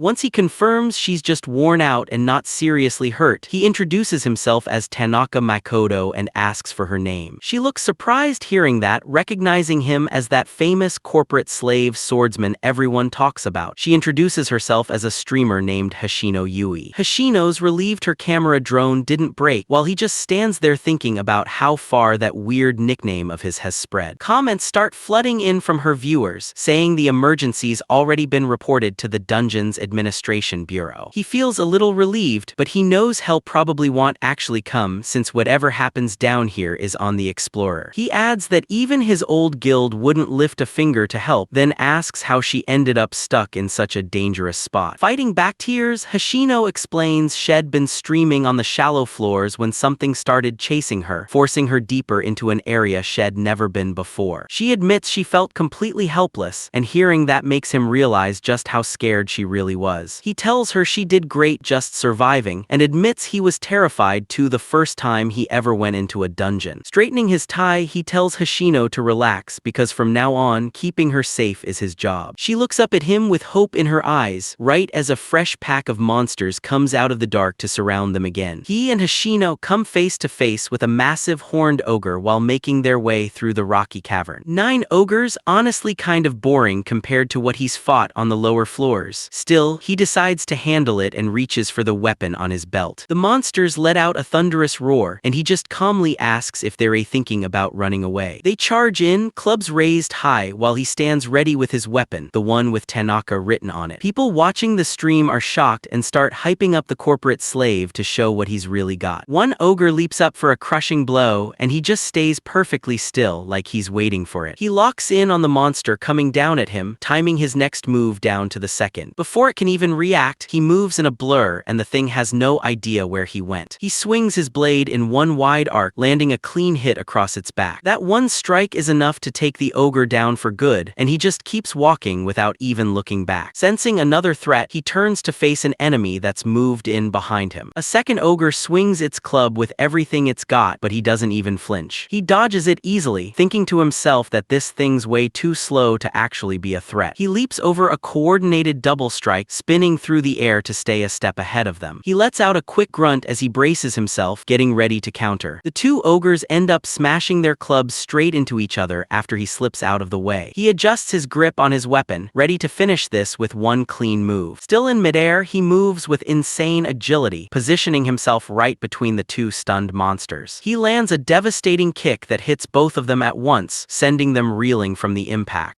That kick is enough to finish them off completely, putting an end to the threat. He steps past his fallen enemies and picks up a sheath labeled Tanaka out of the rubble. Weapon raised, he walks forward through the battlefield, sheath in hand. He stands there calm and unbothered while the monsters behind him keep dropping. In one fluid, perfectly timed move, the last few creatures go down all at once. Viewers watching the stream are stunned by what they're seeing live, with plenty of corporate workers already calling him their hero, while he just tries to catch his breath. As the chat notices a young woman watching him with total admiration, he mentions there's only one enemy left. He narrows his eyes, locking in for the final fight. The massive monster lets out a deafening roar and raises its huge club for one last desperate swing. Noticing it refuses to run despite being clearly outmatched, he respects that kind of pride and decides to meet it head on. He drops into a low, focused stance and promises to give it everything he's got, and honestly, the monster looks shaken by that alone. The giant swings its weapon with a roar, but he moves so fast he's just gone, vanished from where the attack landed. He explains that his style makes him look defenseless while his sword's still sheathed, but really, it's like a loaded gun already pointed at your head. A flash of light cuts through the area as he pulls off a move called Blink, slipping right past the monster in an instant. The monster freezes in shock, forced to admit just how outmatched it is, while he calmly starts putting his sword away. He tells it the strike was so fast it never even felt the moment it landed. Once the blade's fully sheathed, he coldly says it just met a bad end by crossing paths with him. One clean cut from the fastest draw strike he's got finishes the job, and the creature lets out one last confused sound before going down. The onlookers are left speechless by a move they couldn't even see, wondering if he's been holding back this whole time, while Tanaka just walks away from the scene. He walks up to the girl who'd been watching the fight and asks if she's okay. Noticing Hoshino's stunned and red-faced, he worries she's terrified, not realizing she's actually just flustered and accidentally bit her own tongue. He suggests they find somewhere safer, since sticking around just raises the odds of another attack while she's still trying to recover. As they head deeper into the cave, he reads through stream comments about his new companion and about how dungeons showing up ended up legalizing polygamy in modern Japan. He brushes off the viewers' romantic suggestions, figuring he's way too old for that and just some stranger from her point of view anyway. Even though he doubts they'll ever cross paths again once they're out, he decides it's time for them to stop and rest. He tells his audience he's cutting the stream to treat her injuries, ignoring all the frustrated complaints and money offers from viewers trying to keep him online. Once the camera's off, he asks her to sit down, figuring some privacy will make it easier for her to actually talk. Calling her Hoshino, he asks where she's hurt, while she thanks him deeply and apologizes for being such a burden after he saved her.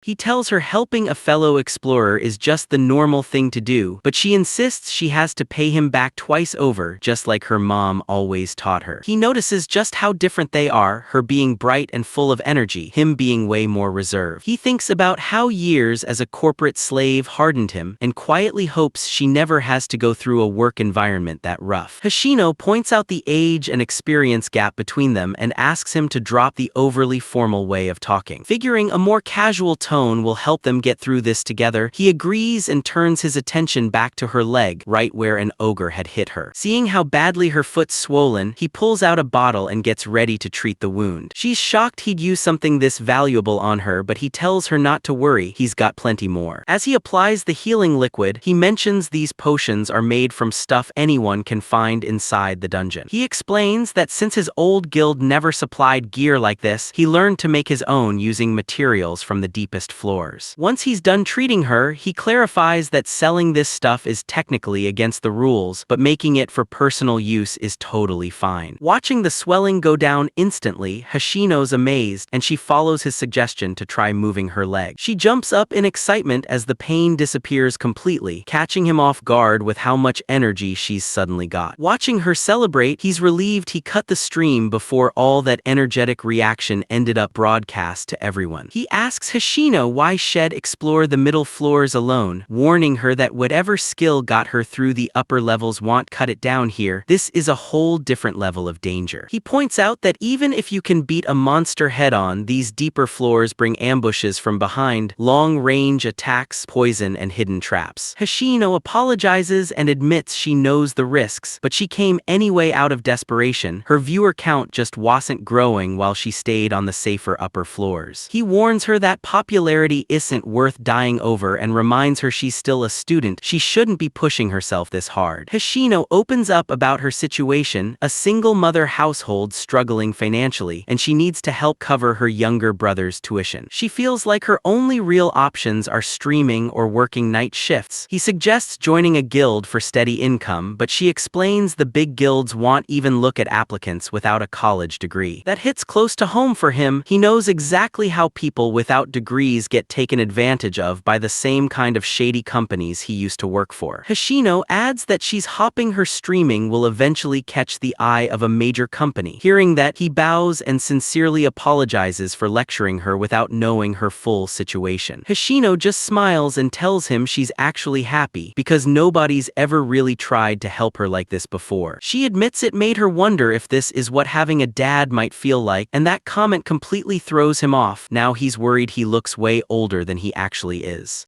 Seeing his reaction, she scrambles to correct herself, calling him more like a dependable older brother instead, while Tanaka just laughs it off and says he was only kidding. He thinks about how similar their lives actually are, remembering how he started working right after junior high to cover his parents' hospital bills after they came down with mana essence poisoning. Looking down at his own hands, he realizes just how close he came to breaking during his corporate years, and decides he's not letting her fall into that same hole. He reaches out and takes her hand, telling Hoshino he really does understand the hard times she's been through. With a determined look, he promises he won't leave her side, and that he'll keep her safe until they both make it out of the dungeon. The intensity of that promise leaves Hoshino completely flustered, and she struggles just to get a thank you out. Noticing her face has gone bright red, he wonders if he said something that came out wrong. He decides it's time to get the stream back up, figuring that's the best way to let their audience know what's going on. Except the chat's already blowing up, viewers moved by what he just said, calling it a confession, and sending in big donations to congratulate Yui-chan. He's hit with pure horror the second he checks his phone, realizing he never actually cut the stream, meaning every word of that promise just went out live. Viewers in the chat point out he hit the wrong button, only cutting the video while the audio kept running the whole time. They laugh about it and mention someone's already clipped it and posted it online. Realizing his mistake, he frantically scrambles to end the stream, staring down at his phone in total despair, feeling like a total failure for making the exact same mistake twice. He apologizes to Hoshino for the stream picking up her personal story, but she tells him she really doesn't mind. Instead, she asks if he's more worried about his own words getting out there. Caught off guard by her concern, he tells her honestly he doesn't care if the viewers heard what he said. He adds that every word of it was sincere, and that leaves her completely stunned. Noticing her dazed look and how she can barely get a sentence out, he wonders if his phrasing came off strange somehow. He remembers another girl named Amatsuki making that exact same face once, and figures he'll ask her about it next time they meet. As they push further into the cavern, they leave behind the remains of the massive creature they just took down. Hoshino thanks him again for getting her gear back, and even though he brushes it off as no big deal, he starts setting up to get the stream running again. He apologizes to the audience for the sudden gap, explaining he's now trying to help Hoshino-san escape the dungeon with him. The chat immediately floods with comments about how casually he's back, along with plenty of jokes speculating what the two of them got up to during those 10 minutes offline. Watching the audience obsess over the gossip, he just sighs and thinks about his next move. He considers breaking straight through the ceiling to find a shortcut, but knowing Hoshino wouldn't be able to keep up, he asks if her legs recovered enough for her to run on her own.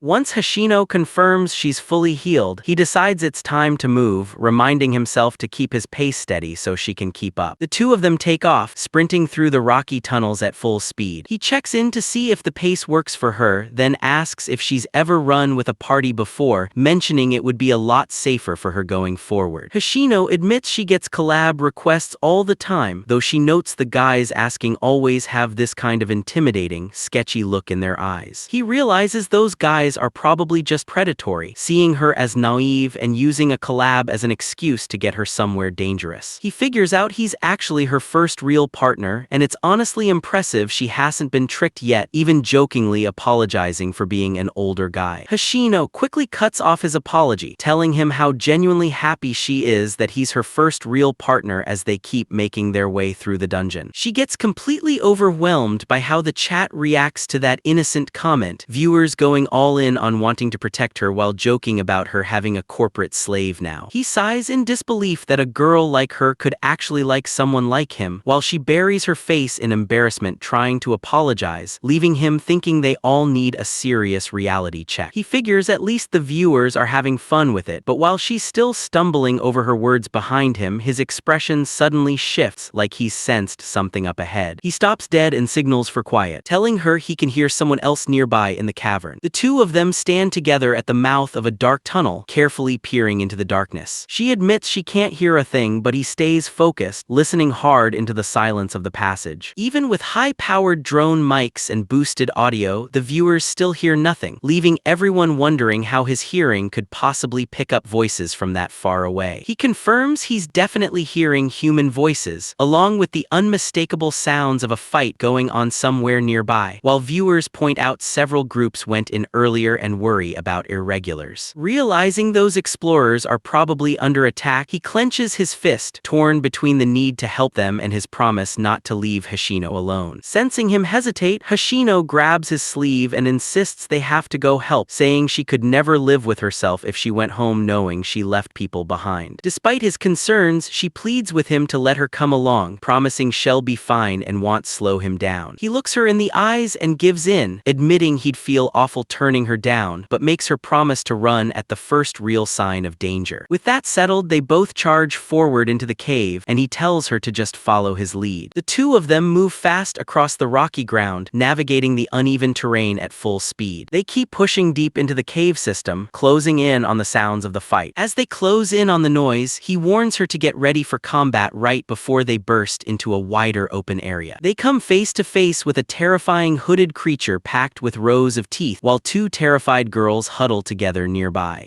A group of adventurers is completely surrounded by multiple hooded spirits, and one of them is already charging up a massive orb of dark energy to strike them down. Beaten up and bloodied, the survivors just watch in despair, noting this is already the second time today they've been in a situation this bad. As the hooded monsters keep up their screeching assault, he arrives on scene and reaches for his weapon case. Viewers are stunned that a powerful sorcerer just got dropped by a plain old briefcase, wondering how it even survived the heat while he's already moving on to his next play. Deep in the dungeon, several hooded sorcerers unleash a wave of magic that shatters a massive crystal formation. He suddenly leaps into the fight, using his briefcase to smash straight through the enemy ranks with total precision. The impact makes the sorcerers shriek in pain as their forms start cracking apart and fatting. Once the area's clear, he spots a path leading up to the next level and makes a run for it while the rest of the monsters cry out behind him. He keeps swinging his briefcase, clearing out anything still in his way. He explains to the confused adventurers that his ultra-tough briefcase called Aegis can handle dragon fire, and tells them to get to the upper level right now. The group's leader thanks him deeply, promising he'll never forget this, before leading everyone away to safety. He figures the adventurers should be fine given the low mana up there, when a sudden scream cuts through the corridor. A menacing figure known as a black sorcerer steps out of the shadows, wielding a twisted staff. He realizes just how serious serious this is, a black sorcerer is an irregular that's only supposed to exist in the deep levels, strong enough to overpower even a swordmaster. The creature looms over a terrified girl, reaching out with a sharp clawed hand. Realizing this thing's magic is way beyond a typical sorcerer, he rushes forward, desperate to save her. Another girl in a cap shouts for the monster to stop, trying to jump in and help. The audience watching fears for her safety, doubting she can handle a deep-level monster, while more enemies show up to block his path. He cuts through the spirits blocking his way, shouting at them to get out of his way, while the girl in the cap watches in shock. As a massive hand reaches out for the girl, he shouts for Hoshino to watch out. Rings of glowing light suddenly surround Hoshino, trapping her as she gasps in fear. He's furious the monster managed to target her, while the nearby adventurers realize they're watching a specialized black sorcerer technique unfold. It turns out this is dimensional magic, letting black sorcerers dodge attacks by slipping into other spaces and warping their targets straight into the dungeon's deepest, most dangerous levels. The situation's dire. A girl trapped in a magic circle is about to get sent to the deepest level where she likely won't survive, while nearby, he readies his blade with a cold, focused look. He lunges forward with incredible speed, shattering the ground beneath him as he goes after a hooded monster hiding in the shadows. Fast as he is, the creature senses the danger and slips into another dimension, where normal attacks just don't land. The monster mocks him from its safe hiding spot, and he just tightens his grip on his sword, already thinking through his next move.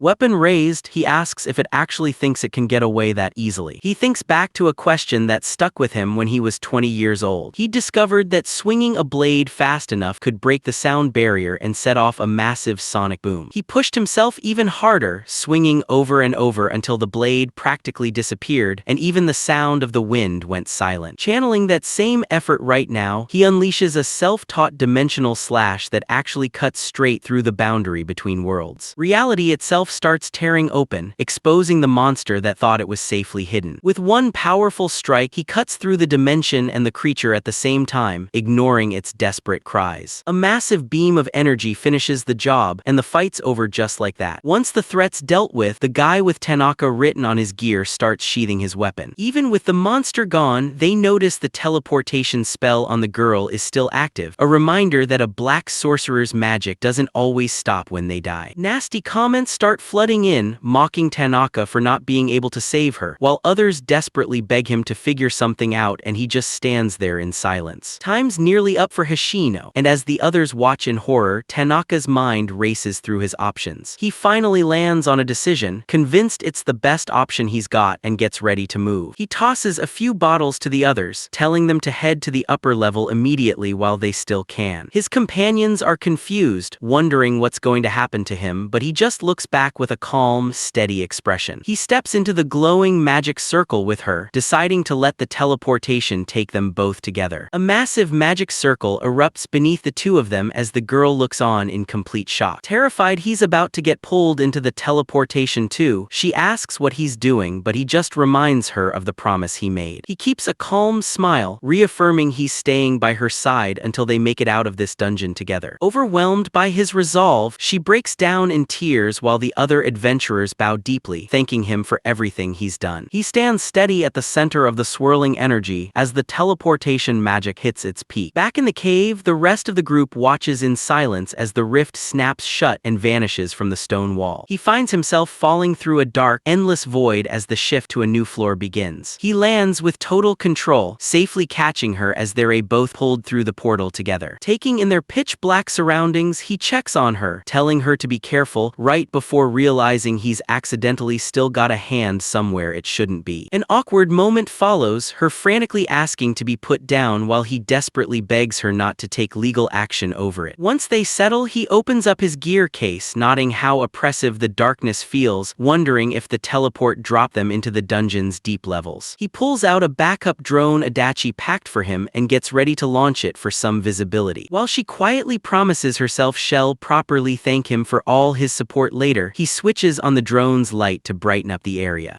With the lights finally on, he realizes they've landed somewhere seriously dangerous. A heavy rumble echoes through the massive stone passage as they both stare down the path ahead. Looking down the tunnels stretching out in both directions, he admits he has no idea which way leads out. He confesses he's just not great at solving problems he can't handle with a sword, and that makes her tear up, apologizing for getting him stuck here. He waves off her guilt, telling her that choosing to take a hit protecting others was the right call, even if it landed them here. Sensing how heavy the mana essence feels in the air, he confirms they're definitely in the dungeon's deep level. Despite the danger, he flashes a confident thumbs up and tells her not to worry. This kind of dangerous environment is basically his usual workplace. Having him around puts her at ease even in this hopeless situation, and she can't help but remark on how unusual he is while trying to pull herself together. Seeing her recover, he suggests they focus on finding a way out, which gets her thinking about what happens once they actually make it back. Desperate to repay him with something, since she has no money, she offers to do anything, which just makes him relieve the streams off, avoiding any public uproar while he keeps searching for an exit. Just as they're about to move, he suddenly stops her, and Hoshino cries out in surprise, realizing her body's starting to give out. He notices her high fever and immediately diagnoses mana essence poisoning, warning her that moving in this state could actually kill her. This dangerous condition hits when the body can't process dungeon mana fast enough, leading to serious illness and eventually death if it's left untreated. High-level fighters build up resistance to this, but her sudden teleport into the mana-heavy deep levels left her vulnerable, and she figures the only option is to wait out what feels like an incurable sickness. She tells him to go on without her so he doesn't get stuck too, but he throws her off by saying there's actually a real cure for it. Thinking back to his time working a guild job in the deep levels, he explains how constant exposure forced him to figure out a fix on his own. Desperate for relief, she begs him to tell her, and he dramatically pulls out a suitcase packed with monster parts and cooking supplies. She stares in confusion at the strange, pulsing mushrooms and dungeon plants spread out in front of her, asking what these things even are. He confidently lays out the ingredients he's gathered, announcing his plan to cook up a specific dish designed to purge the mana essence from her body. She's left completely speechless, still processing just how ridiculous his idea of medical treatment sounds. Nearby, the camera drone flickers back to life, ready to broadcast this whole strange scene to their audience. Makoto Tanaka introduces himself again to the viewers, explaining they've pushed deeper into the Shinjuku dungeon and are now sitting in the treacherous deep level. As the audience celebrates the stream coming back, he explains Hoshino's rough condition, while viewers notice the stream's been red-idled a homemade cooking class. He asks the viewers if they've ever dealt with this kind of poisoning too, which sparks an immediate wave of confused denial in the chat.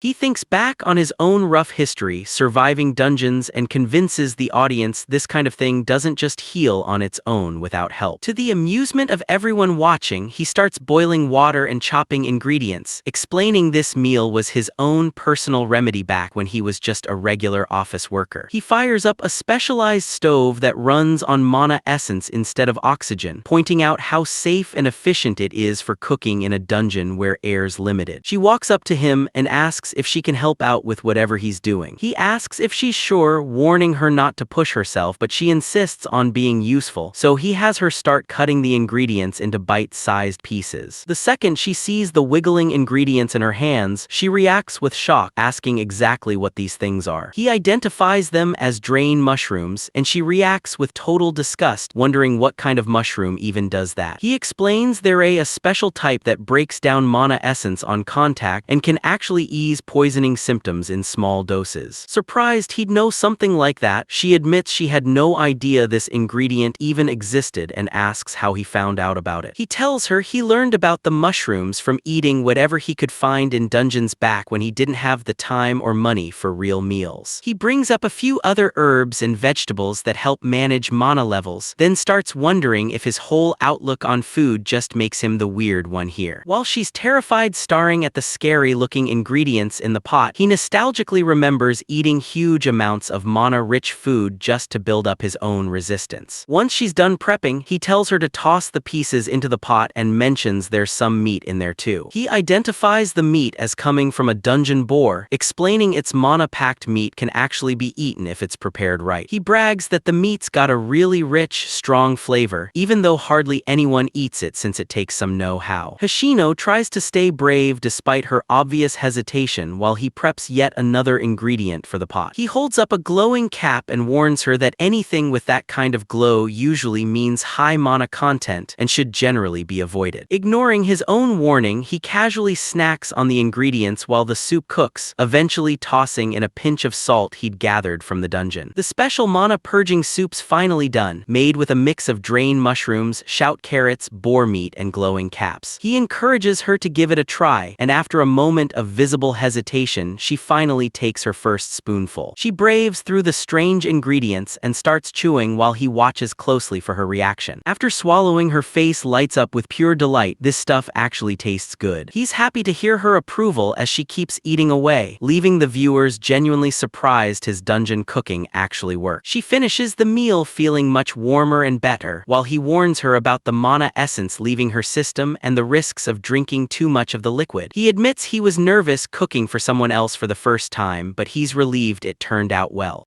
After finishing every last drop, she thanks him with a deep bow while he checks on her, and she tells him she feels completely fine now. Noticing how much better she looks, he tells her to rest while he handles cleanup, though she still tries to help despite him telling her to just sit tight. She thanks him once more with a polite bow while he watches from the side, calm and thoughtful. He thinks about how mana essence works as a vital energy source for wakers, relieved his soup didn't cause her any harm despite her high mana capacity. As he packs up his gear, he notes that even with her high tolerance, her actual fighting style still needs a lot of work. Convinced proper training could turn her into an incredible adventurer, he asks Hoshino directly if she's ever had any real combat training. She explains her experience is limited to a few dungeon raids with mixed groups of men and women, and he follows up asking if she's still in touch with any of her old teammates. Her expression darkens as she remembers how things always got tense once she joined a group, eventually leading to another girl blaming her for the team falling apart, which pushed her to leave. He quietly figures the guys in her old parties probably fell for her because of how kind and considerate she is, which unintentionally set off the other women. He agrees leaving was the right call since her personality tends to give guys the wrong idea. Feeling the weight of the age gap and his own tired office worker energy, he decides to give Hoshino some straight-up advice to help her avoid future misunderstandings. He warns her that guys are simple creatures who fall for anyone even a little kind to them, and that even a small gesture from a cute girl can knock most of them out cold. That blunt compliment leaves her completely stunned, still trying to process the fact that he just called her cute. She asks if he's serious about actually finding her attractive, and he casually confirms it, then wonders out loud why her face keeps turning red. He doubles down, saying there aren't many girls out there as cute as her, and admits he probably would've had a crush on her if they'd been classmates. That comment sends her imagination running, picturing a school hallway where he tells her he's liked her for a long time. She lets out a shocked yelp and nearly collapses while he panics over her reaction, completely unaware his blunt honesty and low self-esteem are the reason she's so overwhelmed. As she struggles to catch her breath, insisting she's fine, he just tunes out the chaotic, pointless arguments blowing up in the live chat about the two of them. Hand pressed to her chest, trembling, she looks at him and gets ready to ask something really personal. Face flushed, eyes wide, she looks straight at him and asks if he's actually going to fall for her. He just goes silent, stunned, the weight of that question hanging in the air as the camera catches his shocked expression. Realizing what she just confessed, she's overwhelmed with embarrassment while the audience cheers her on, pushing him to respond. Everyone watching holds their breath, wondering if he's going to turn her down or if he's just too oblivious to even understand what happened.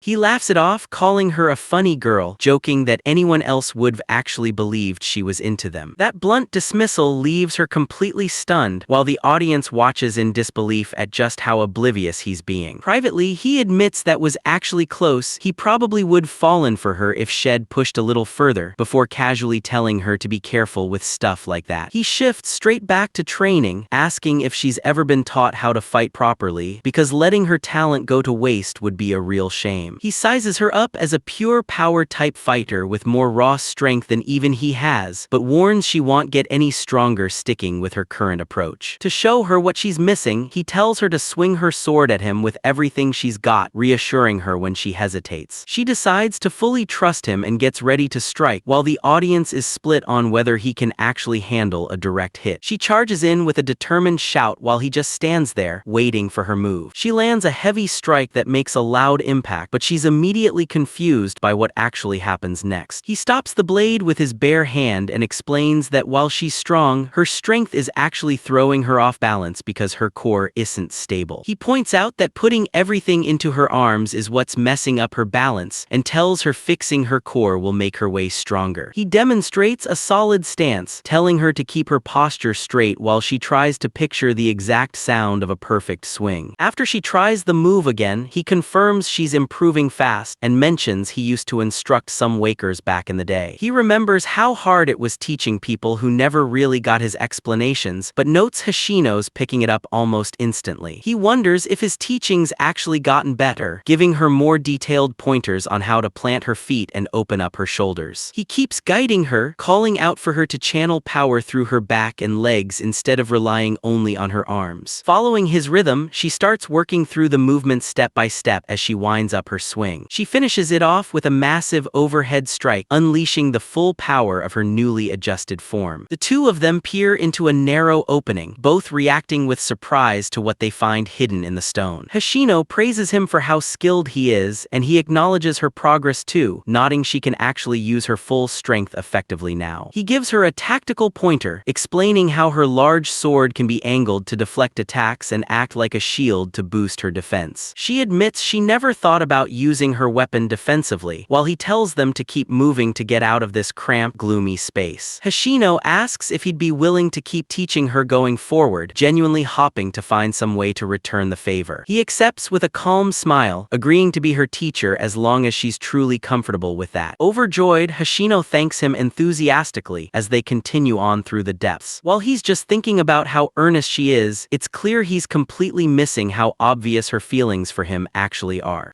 As they walk, he warns her to stay sharp. Dangerous monsters from the deeper levels can show up without warning. After walking a good while, he starts getting concerned. The surroundings look exactly the same and they're not getting any closer to an exit. He gets a message and a reward from an adventurer he'd saved earlier, proof that their rescue actually paid off. Hoshino's happy to hear from Hiroki that the Dungeon Management Bureau is putting together a search team to help them out. He's grateful but stays realistic, telling her they need to find their own way out since rescue won't be arriving anytime soon, right before he notices something odd. They find glowing mushroom scraps on the ground, leftovers from their cooking session earlier. He spots a mark he left on the wall and realizes they've somehow circled right back to where they started, even though they'd been walking in a straight line. With no crossroads anywhere, Hoshino and the viewers are completely stumped trying to figure out how this loop is even possible. With his companion and the audience starting to panic, he reminds himself staying calm is the only way to survive down here. He confirms the mark on the wall is definitely the same one Hoshino saw earlier, insisting every mystery has a logical explanation somewhere. Noticing the mark looks shallower than before, he checks the surface and finds it's covered in some strange slime. Realizing glowing mushrooms aren't naturally slimy, he lands on the key clue: the surface of the wall is actually melting. He points out that Hoshino looks tired, and she admits that even though they haven't been walking fast, she feels more worn out than usual, maybe from the tension of the place. Watching her closely, he realizes her stamina's being drained without her even noticing. He starts piecing it together: the self-healing walls, the melting mushrooms, the energy loss, until the answer finally clicks. He tells Hoshino to listen carefully and stay calm. He's finally figured out what's going on. He reveals his theory: they're standing inside the belly of a monster, and that leaves her completely in shock. Hoshino panics at the thought of being eaten alive, asking how solid rock walls could possibly be a stomach, or why they've been walking in circles this whole time. He explains they're dealing with a creature made of rock that can rearrange its own internal organs at will to keep them trapped. He figures a black sorcerer must have teleported them straight into its stomach, where the digestive fluids have been quietly draining their strength, and Hoshino realizes they'd have been stuck there forever if they hadn't caught on. He tells Hoshino not to worry. Now that they know what they're dealing with, they can just cut their way out. out. He draws his weapon, confidently announcing he's going to slice through the creature to get them back outside. As he gets ready to move, he tells her it's time to go, and Hoshino shouts back that she's counting on him. Tightening his grip, he gets ready to use his self-taught sword style to break through. He unleashes a technique called Steel Sword Myriad Cut, tearing through the rock walls with serious force. Dark fluid sprays from the deep gashes in the wall, confirming they really are inside a living creature, and Hoshino watches in realization. He tells her to hold on to him as they get ready to charge through the opening he just made.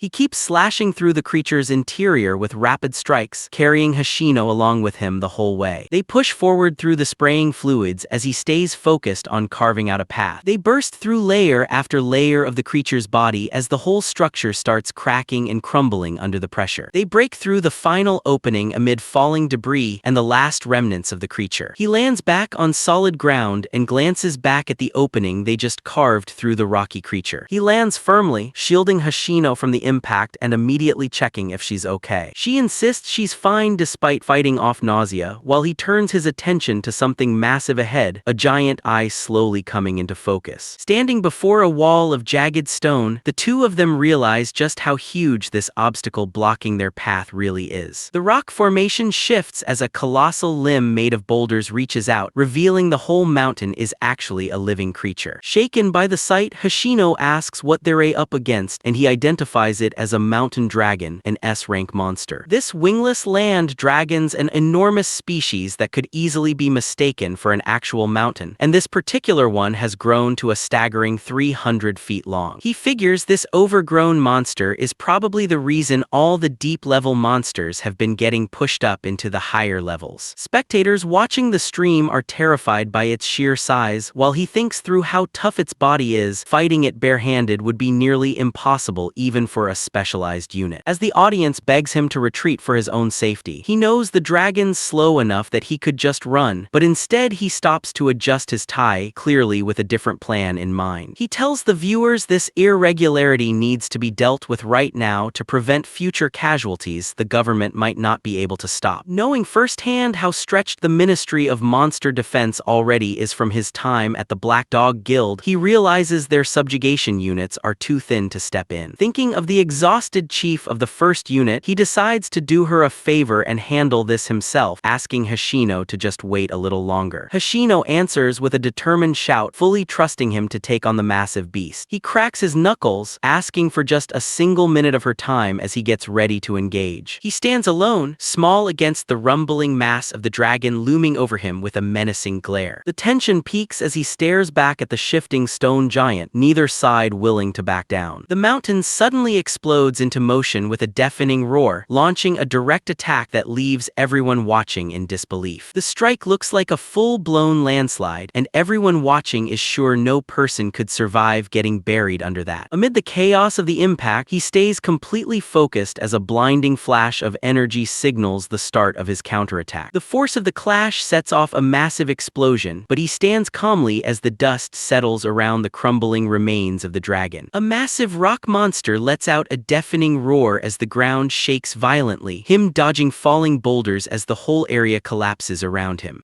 The creature made of solid stone stomps forward, sending heavy tremors through the battlefield with every step. Viewers watching the stream are terrified by the scale of the earthquake, wondering how one guy could possibly take down something the size of a mountain, noting the shakings being felt all the way to Shinjuku. He realizes the tremors are reaching the surface, worried civilians could get hurt if this fight drags on any longer. He turns to face the towering rock giant looming over the crater, completely dwarfing him. As the creature roars again, he lunges forward with incredible speed to close the gap. He drops into a low stance, getting ready to run through a move from his own self-taught sword style. He pulls off a technique called Flash Slash, leaping high into the air and cutting through the space between the giant's limbs. A clean horizontal line carves deep into the thick stone legs of the beast. The monster lets out a confused cry as its massive support suddenly gives out from the strike. As its huge body starts toppling over, he lands safely on the ground, reacting with surprise surprise at just how massive the collapse actually is. He's ready to wrap things up but gets momentarily blinded by dust, while the live chat explodes with praise for the swordsman they're calling Corpsword. The victory's short-lived though. The fallen boulders start vibrating and pulling themselves back toward the creature's main body. To his surprise, the monster starts using the nearby rubble to rapidly regrow its missing limbs. He realizes this insane level of regeneration is probably exactly how it managed to grow to such a massive size in the first place. Even watching it absorb more rock to rebuild itself, he keeps his composure, figuring his plan to take it down still works the same either way. He calls out to the monster, telling it that since it can't regenerate forever, he'll just keep cutting until it's finished. The creature lets out a roar that almost sounds scared, and viewers notice its legs actually shaking, cheering him on to finish the job. He steps forward with total confidence as the creature's single eye trembles within its rock formation. The mountain dragon lets out one final desperate cry as he stands ready at its feet to end the fight. He realizes all the enemies here are working together as he stares down a clawed figure. A group of hooded sorcerers appears, screeching, one of them pointing straight at him. Hoshino realizes the black sorcerer teleported them straight into a mountain dragon's stomach and figures out the sorcerers and dragons have a kind of trade going. The dragon gets protection, the sorcerers get fed. Sizing up the group ahead, he notes they're all S-rank opponents and figures they're his next targets. He gets ready to end this fast, giving off the kind of intense, hardened look you'd expect from someone who's put in way too many hours of monthly overtime. One of the monsters unleashes a massive flame that could melt iron, but he notices it's not giving off any heat where it's sitting on the tip of the staff. He realizes the sorcerer-type monster wraps its flames in magical energy to protect its own robe-like body, which is naturally weak to fire. Realizing he can close the gap safely between attacks, he moves in fast, casually apologizing for the intrusion. The sorcerer's caught completely off guard, screaming as a web of energy lines wraps around its body. He leaps through the air, taking down multiple magical enemies in one smooth, fluid motion. Keeping up the rapid assault, he moves through the air with a quick grunt, already targeting the remaining sorcerers. The battlefield lights up with intense magical flames as the monsters struggle to keep up with his speed. A massive explosion rocks the ground right where he and his opponents were just clashing. The monsters cry out in pain, caught in the aftermath of his attack. One of the pale spirits looks around in total confusion, unable to figure out where he even went. Before they can react, he reappears and lands a decisive strike that leaves them reeling. He clears out each target one by one with quick, efficient movements, almost like it's just routine at this point. After it's all over, he lets out a tired sigh, and even the mountain dragon watching from the sidelines seems stunned by how easily he just handled a group of S-rank threats. Standing over the defeated sorcerers, he checks his weapon and gets ready for one last thing before he can finally call it a day. Deep in the dragon's stomach, its massive jagged teeth are still the only thing standing between him and the way out. He's shocked to see the massive creature suddenly turn its back and start retreating. Viewers realize the dragon's fleeing, but they quickly point out Yui-chan is right in its path, urging him to hurry. He sprints across the ground at incredible speed, racing to reach her before the creature gets there. She watches the threat approaching with a tense, focused expression, bracing herself for the encounter. The giant monster lets out a deafening roar right in front of her, but she stands her ground despite its overwhelming size. He realizes the monster's desperate enough to take someone down with it, worried she can't handle this pressure, but she just steadies her weapon ready. As he keeps up his desperate sprint, he hears people warning that Yui-chan's about to get crushed, urging him on faster and faster. He knows she doesn't have the experience to take on a mountain dragon, but seeing the resolve in her eyes, he stops himself from stepping in. Pushing past his hesitation, he shouts at her to give it everything she's got. She smiles with confidence, accepting the challenge and getting ready to make her move. Standing before the massive dark void of the creature, she focuses completely on the timing of her strike. While the audience loses hope and fears the worst, she tunes out the doubt and locks in on channeling her strength with precision. She runs through the rhythm he taught her, planting her feet and straightening her back to drive maximum power through her legs. He reflects that despite her lack lack of experience, Hoshino's got raw physical talent that far exceeds his own, and now she's putting everything he taught her to use. Gripping her blade tight, she radiates a surge of power as she prepares to swing harder than ever before. She unleashes a devastating series of strikes against the dragon's head while he watches the impact land from a distance. The mountain dragon staggers from the blow, leaving everyone watching in awe of the sheer strength she just showed off. He moves fast across the wreckage of the battlefield to capitalize on the opening she just created.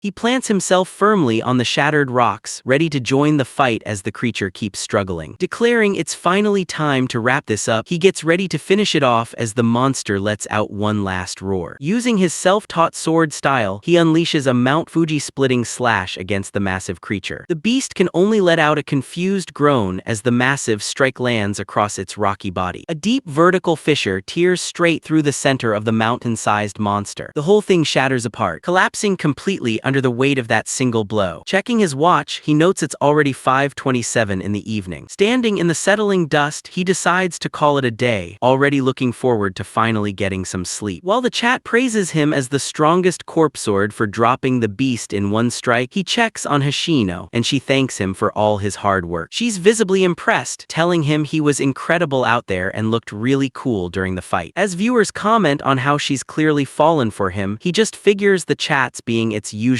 unhinged self. He laughs off the praise, telling her to ease up on the compliments so other guys don't get the wrong idea. Hoshino's left stunned by how oblivious he is, while he notices the chat trying to pair them up all over again. He shifts the focus back to her, praising Hoshino for pulling off that last attack after seeing it just once, and she lights up with excitement hearing it. She vows to train even harder to reach his level, while viewers talk about her subscriber count skyrocketing and plan to send in donations. He suggests they wrap up before it gets too late, but mentions he still needs to grab something from the wreckage first. He starts digging through the debris, clearing away massive stones to find what he's looking for. Moments later, he uncovers a glowing, pulsing core buried deep in the mountain dragon's remains. After securing it in his briefcase, he explains to a confused Hoshino that it's the dragon's heart. He explains a heart from an overgrown variant like this holds serious energy and is rare enough to sell for a fortune. He thinks back to his corporate days when a guy named Suda used to confiscate every rare drop he found, and it feels good knowing he finally gets to keep what he earns. He suggests they use the heart to upgrade their weapons instead of selling it, which leaves Hoshino shocked he'd share something this valuable with her. He insists on splitting the spoils and credit evenly since that's just how Adventure Protocol works, and she accepts with a deep, grateful bow. Planning ahead for their next day off, he suggests checking out a specific weapons shop where he knows a talented smith, and she's quick to agree. As the stream chat gets excited, calling this a date arc, she gets flustered by the suggestion. He quickly shoots down the viewers' romantic theories, laughing it off as just a simple shopping trip, nothing more. While she pouts at how blunt he's being, the chat teases him for missing the point entirely, blaming his corporate slave past for how socially clueless he is. Amid the wild commentary from viewers, he stays focused on the practical problem of physically forcing the massive dragon heart into his cramped briefcase.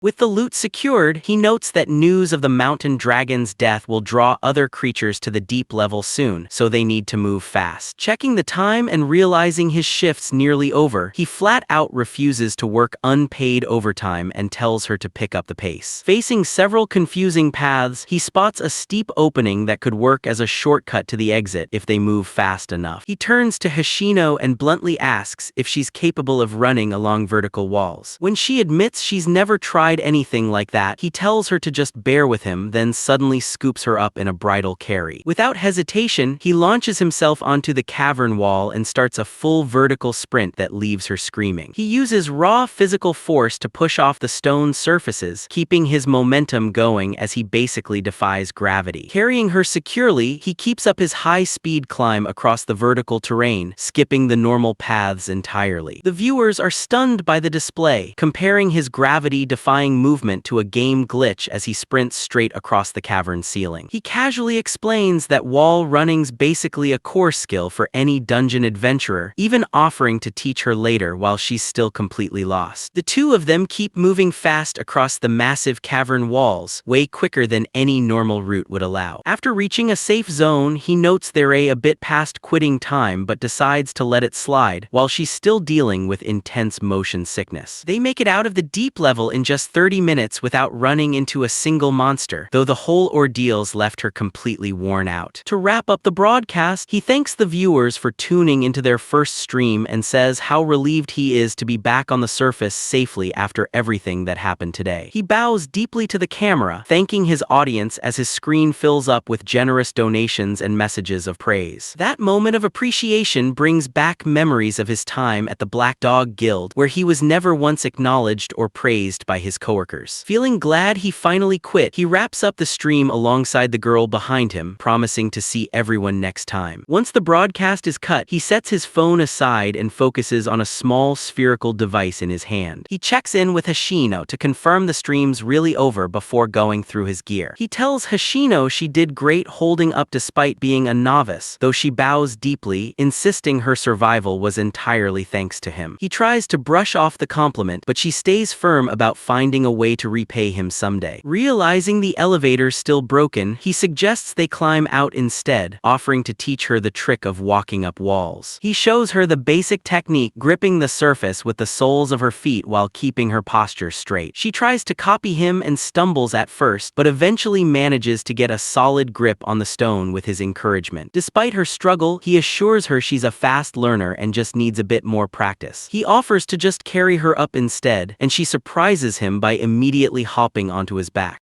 With her along for the ride, he starts sprinting straight up the vertical cliff at high speed. They reach the edge of the opening, ready to make their way out of the cavern together. As they emerge, they're both stunned to find a massive crowd cheering loudly for the two people they're calling Corpsword and Yui-chan. Camera flashes go off from every direction as he stands there, completely confused by the sudden crowd. Several people wearing defense armbands stand among the excited fans, documenting the moment. He's overwhelmed by the shouting fans and all the declarations of love aimed at Hoshino, wondering why so many people even showed up. A woman named Amatsuki clears a path through the crowd to greet him, praising the work he pulled off during the whole incident. She mentions the mountain dragon causing all the irregularities has been dealt with, though he notices she showed up ready for a fight, special sword and all. She confronts him about his recent activities, having watched his stream of him wiping out monsters and getting close with the girl standing nearby. He tries to defend Hoshino, explaining she just got caught up in an irregularity, but the woman just sighs at how oblivious he still is. After promising not to place any blame, she orders her subordinates to escort Hoshino home, and he gives Hoshino a friendly wave goodbye. Overwhelmed with gratitude, Hoshino thanks him and vows she'll never forget everything he did for her during this whole crisis. As Hoshino heads off, he asks Amatsuki if she's planning to investigate the dungeon herself, but she decides to let her team handle the rest. She explains her schedule's already packed with another site to check out, while he silently thinks she's pushing herself way too hard. He warns her not to overwork herself, but she brushes it off and tells him to expect a visit soon, since the minister wants a meeting. The sudden mention of meeting Minister Daojima completely catches him off guard, and he struggles to process the news. Amatsuki confirms it's the Minister of Monster Defense, and he grows more nervous by the second thinking about such a high-level meeting. She leaves him with a final warning to be ready for their next meeting as he stands there, frustrated by this whole unexpected turn. Surrounded by flashing cameras, he watches her walk off and wonders if her demanding job even pays overtime. Downtown, the streets are packed with traffic and lined with towering office buildings. Standing outside a pricey restaurant, he thinks back to a message from Adachi wanting to celebrate his big debut stream. Adachi greets him right at the entrance, enthusiastically congratulating him on his performance the day before. While leading him to a table, Adachi mentions the stream went viral, pulling in 700,000 subscribers despite everything that went down. Once they're settled in, Adachi pulls out his phone to show off just how much money the stream brought in through donations. He's stunned seeing a number that beats his old yearly salary, realizing he made a fortune in a single day. Taking advantage of the moment, he orders a massive feast of meat and rice, which sends Adachi into a mild panic about the bill. He reminds his friend about the promise to treat him, and Adachi quickly realizes he seriously underestimated how much a waker can eat. The conversation turns serious when Adachi asks if he saw the news about Suda heading to court, warning that he might get summoned too.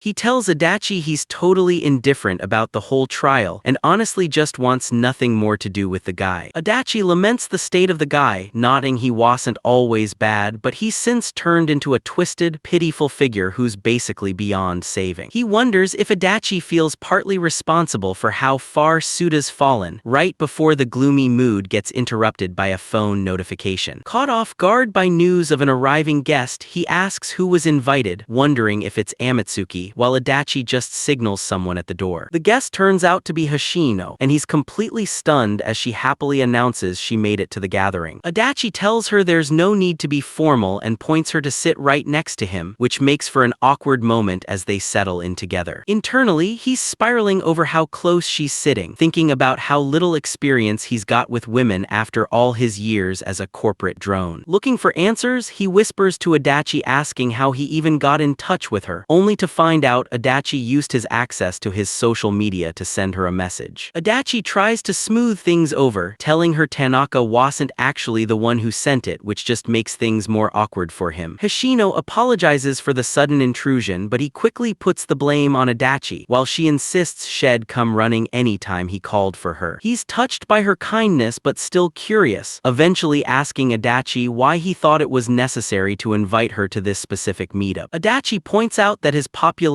is largely thanks to her, explaining she made the recent stream way more exciting for the audience. He adds that he's got a feeling she'll become a top-tier adventurer one day, making it a smart move to start building a strong relationship with her now. He sighs and just accepts the situation as Adachi officially kicks off the celebration for their safe return from the dungeon. After he jokingly offers her a way to bail on the two of them, the mood shifts when she orders 20 servings of meat, sending Adachi into another mild panic about the cost. Adachi eventually decides worrying about money would ruin the whole celebration and just tells everyone to eat until they can't move. The group raises their glasses for a toast, celebrating their safe return from the dungeon and the new connection they've built. A massive feast lands on the table, leaving the restaurant staff stunned as he and Hoshino dig into the enormous order. The meal gets interrupted when a staff member calls him away to handle something at the entrance, leaving him confused while Adachi gives him a supportive thumbs up. Adachi laughs at his sudden popularity and tells Hoshino he probably won't be back for a while, suggesting they just keep eating without him. Back at the table, Adachi asks Yui-chan straight up if she's serious about Tanaka, which makes her choke on her food, while he points out he's not nearly as oblivious as his friend. Having watched her recent stream, Adachi presses her for honesty about her feelings for him, leaving her visibly flustered as he asks her to be open with him. She admits she's not entirely sure herself, but she genuinely wants to get closer to him and become someone important in his life.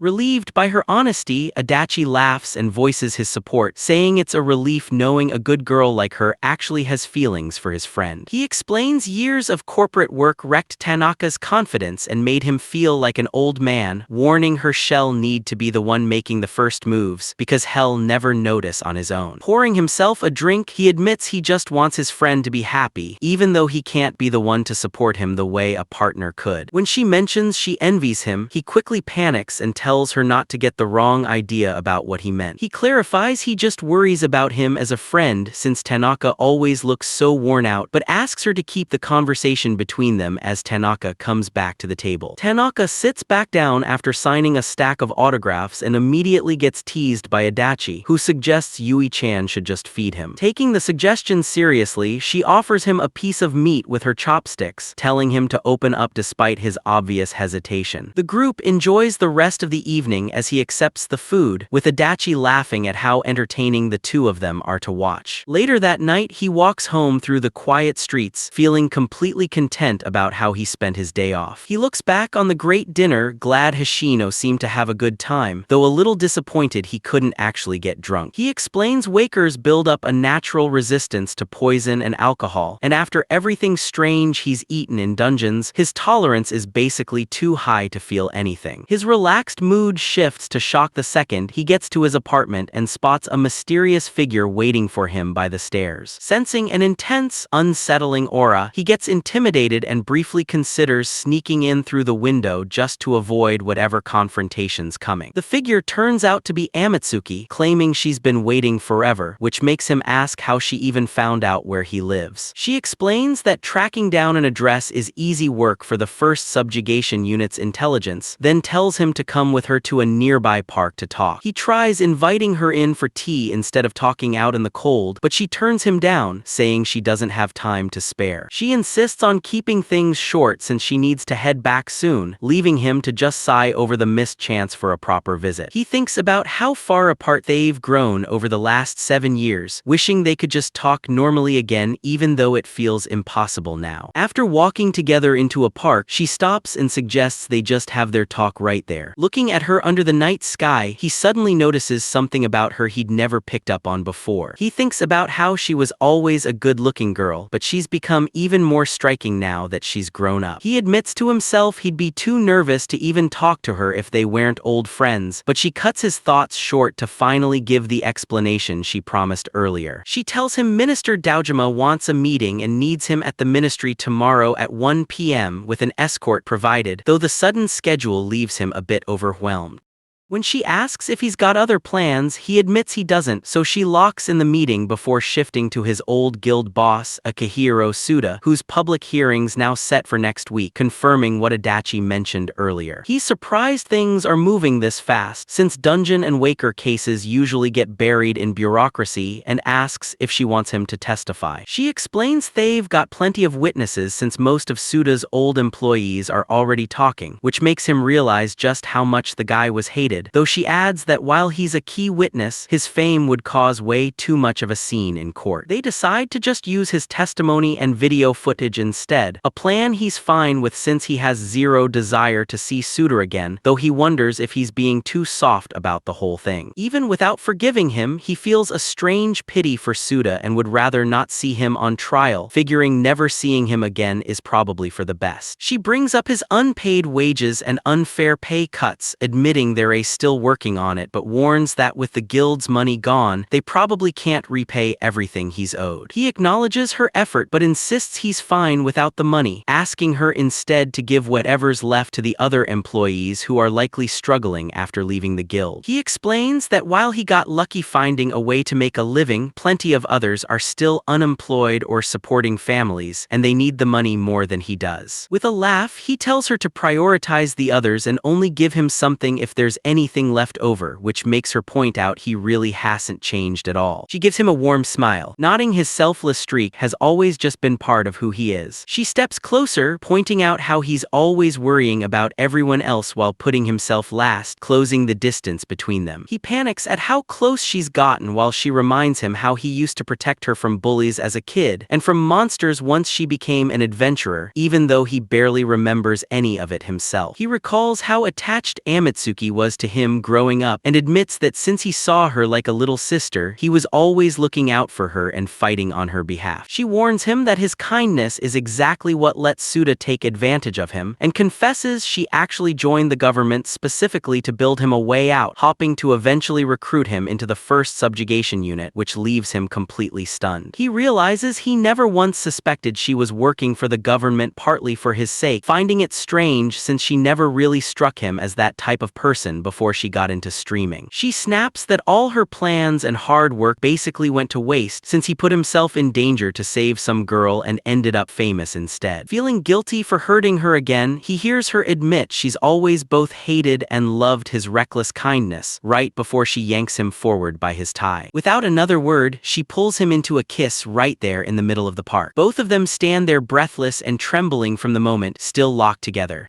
She finally pulls back, looking down with a flushed face while he just stands there in complete shock. She tells him that no matter how oblivious he usually is, he should finally understand exactly how she feels after what she just did. Claiming she's still got work to finish, she gets ready to leave, asking him if he finally gets the message. He tries calling out for her to wait, but Amatsuki's already leapt away with incredible speed. From the top of a tall clock tower, she glances back and reveals that was actually her first kiss, before disappearing and leaving him speechless below. Left alone in the quiet park, he touches his lips, staring up at the creaking clock tower in disbelief. The next morning, he's exhausted, riding a packed train on the Hanzaman line. He's still distracted by the memory of the night before, unable to sleep because he can't stop thinking about what Amatsuki did. Walking through the station, he sighs at his own behavior, feeling like a middle schooler experiencing his first crush. He acknowledges his total lack of romantic experience, having spent his whole life buried in work without even going to high school, and figures Amatsuki must just have bad taste for liking someone as boring as him. Thinking she's way out of his league, he imagines she could easily land someone far more handsome and capable. His unintentional grin ends up scaring a mom and her kid walking by, so he pinches his own cheeks to snap back into professional mode. He eventually arrives at the main entrance of the Ministry of Monster Defense. Standing right next to the Imperial Palace as a key pillar of the nation's defense, the building was clearly built to be sturdy and imposing. While taking in the massive structure, he remembers Amatsuki's promise that someone would escort him and wonders who it'll be, unaware of figures watching him from above. A woman in a military uniform walks with purpose down a paved path toward her destination. An observer watches her closely, nodding her elegant stride and firm posture, clearly the mark of a skilled fighter, not an amateur. Reaching him, she smiles and greets him as her teacher, while he just stands there stunned to be called sensei. He finally realizes it's Rin, and she seems amused it took him this long to recognize her. Identified as his former student Rin Ayakawa, she reveals she's tracked the exact hours since they last saw each other, proving she's still just as detail-obsessed as ever. He thinks back a few years to when he was assigned to train new recruits for the 1st Subjugation Unit, a fun 6-month stint. He remembers Rin as a talented 14-year-old rookie who constantly challenged him, though he admits he never expected Shed grow into someone this striking. Rin corrects his memory, saying she actually challenged him 342 times, admitting she was immature and stood zero chance against him back then. Back then, Shed launched surprise attacks with a blade any chance she got, even when he was distracted checking his phone. No matter how hard she tried, he'd effortlessly counter her and end the fight with a simple flick to the forehead. Even though Shed often end up in tears after losing, she kept challenging him anyway, until eventually he started looking forward to their daily routine. The cycle finally broke one day when Rin approached her worn-out instructor during a break and offered him a drink.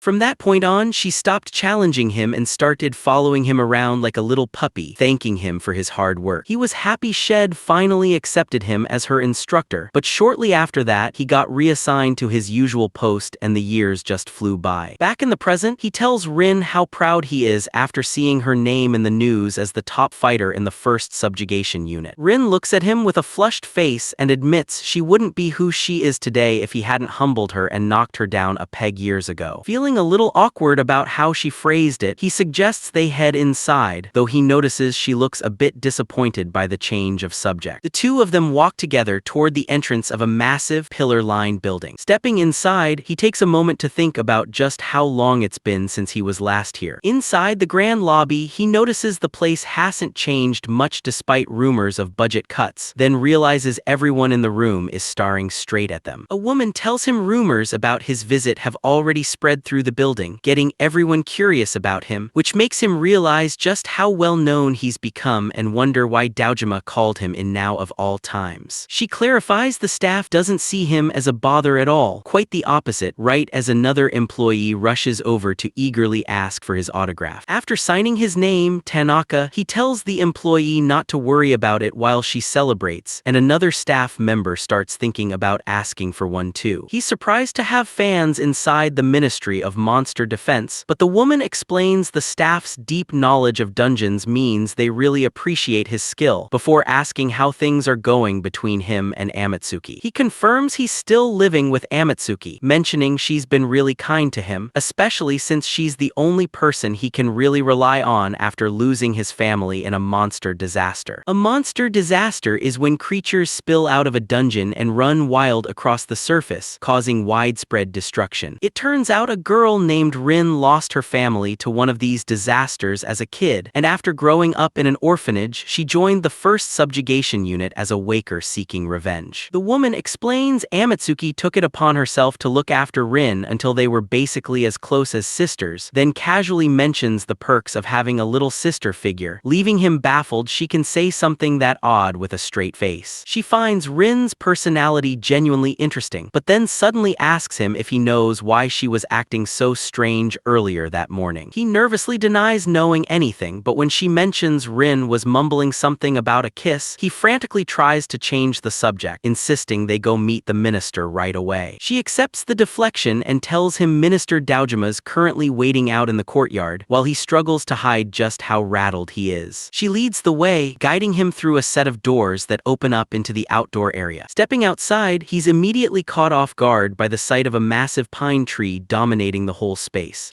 He notes the tree wasn't there on his last visit, wondering where they even got it, especially since it's unnaturally twisted like a bonsai. He realizes with a jolt that this giant tree is actually a bonsai sitting in a massive pot, right as a loud clipping sound echoes from somewhere up in the branches. A huge branch drops to the ground with a heavy thud, and a booming voice calls out to him by name, Tanaka, announcing its arrival. Holding a pair of giant pruning shears, Ryuichiro Daojima, the Minister of Monster Defense, reveals himself, saying he's been waiting. Tanaka bows respectfully, greeting the minister and telling him he's glad to see he's doing well. Daojima waves off the formality, telling him to talk like he used to, which gets Tanaka to drop the act and casually point out he's not an office worker anymore. The minister laughs, delivering a heavy slap to his back, clearly pleased Tanaka's still just as cheeky as ever. This old man's presence is still a serious force of nature. His footsteps alone practically crack the ground beneath him. Minister Daojima thanks Ayakawa for bringing him over and asks for a private conversation, which has her bowing and stepping away. Tanaka wonders if the person behind them is Daojima's bodyguard, figuring that even with the minister's freakish strength, security's probably just a requirement for someone in his position. Daojima wonders where to even start the conversation, prompting Tanaka to say he's surprised a lifelong front-line fighter and former head of the monster subjugation department would ever take a desk job as minister. Looking over news reports of the sudden transition, Tanaka notes administrative work just doesn't suit a fighter like him, but Daojima explains his combat experience is exactly why he understands what people on the front lines actually need. Daojima reflects on a realization he had years ago, one Tanaka recognizes as the time they went into their final dungeon together, beneath the Imperial Palace. Looking at the massive remnants left from that era, Daojima remarks on how 7 years have passed since that unprecedented dungeon suddenly appeared beneath the palace. Tanaka remembers the whole event as an absolute nightmare, noting that even by today's standards it's still rare for monsters to breach the surface on that kind of scale. He explains monsters typically can't survive outside dungeons since they need a high concentration of mana essence, basically their version of oxygen. While a few weak upper-level monsters can sometimes survive in low mana environments, the Imperial Palace dungeon completely broke that rule, bringing out far more dangerous threats. Daojima reveals the devastating toll of that incident. Over 24,000 people lost their lives, including Ayakawa's parents. The city nearly fell when monsters from the deepest levels of the dungeon surged out, forcing adventurers into a brutal, costly fight just to push them back. Because it was so unprecedented, the site got classified as an anomalous dungeon, a rare type of threat that forces any affected country into immediate, drastic action. Reflecting on the horrific memory, they talk about how the government had to give up on harvesting any valuable resources from it and just went with fully destroying the dungeon once the monsters started breaking through. Daojima recalls gathering 300 elite wakers to take down the dungeon core, including legendary names like Amatsuki and Takebana, but Tanaka quickly asks him not to bring up his former mentor.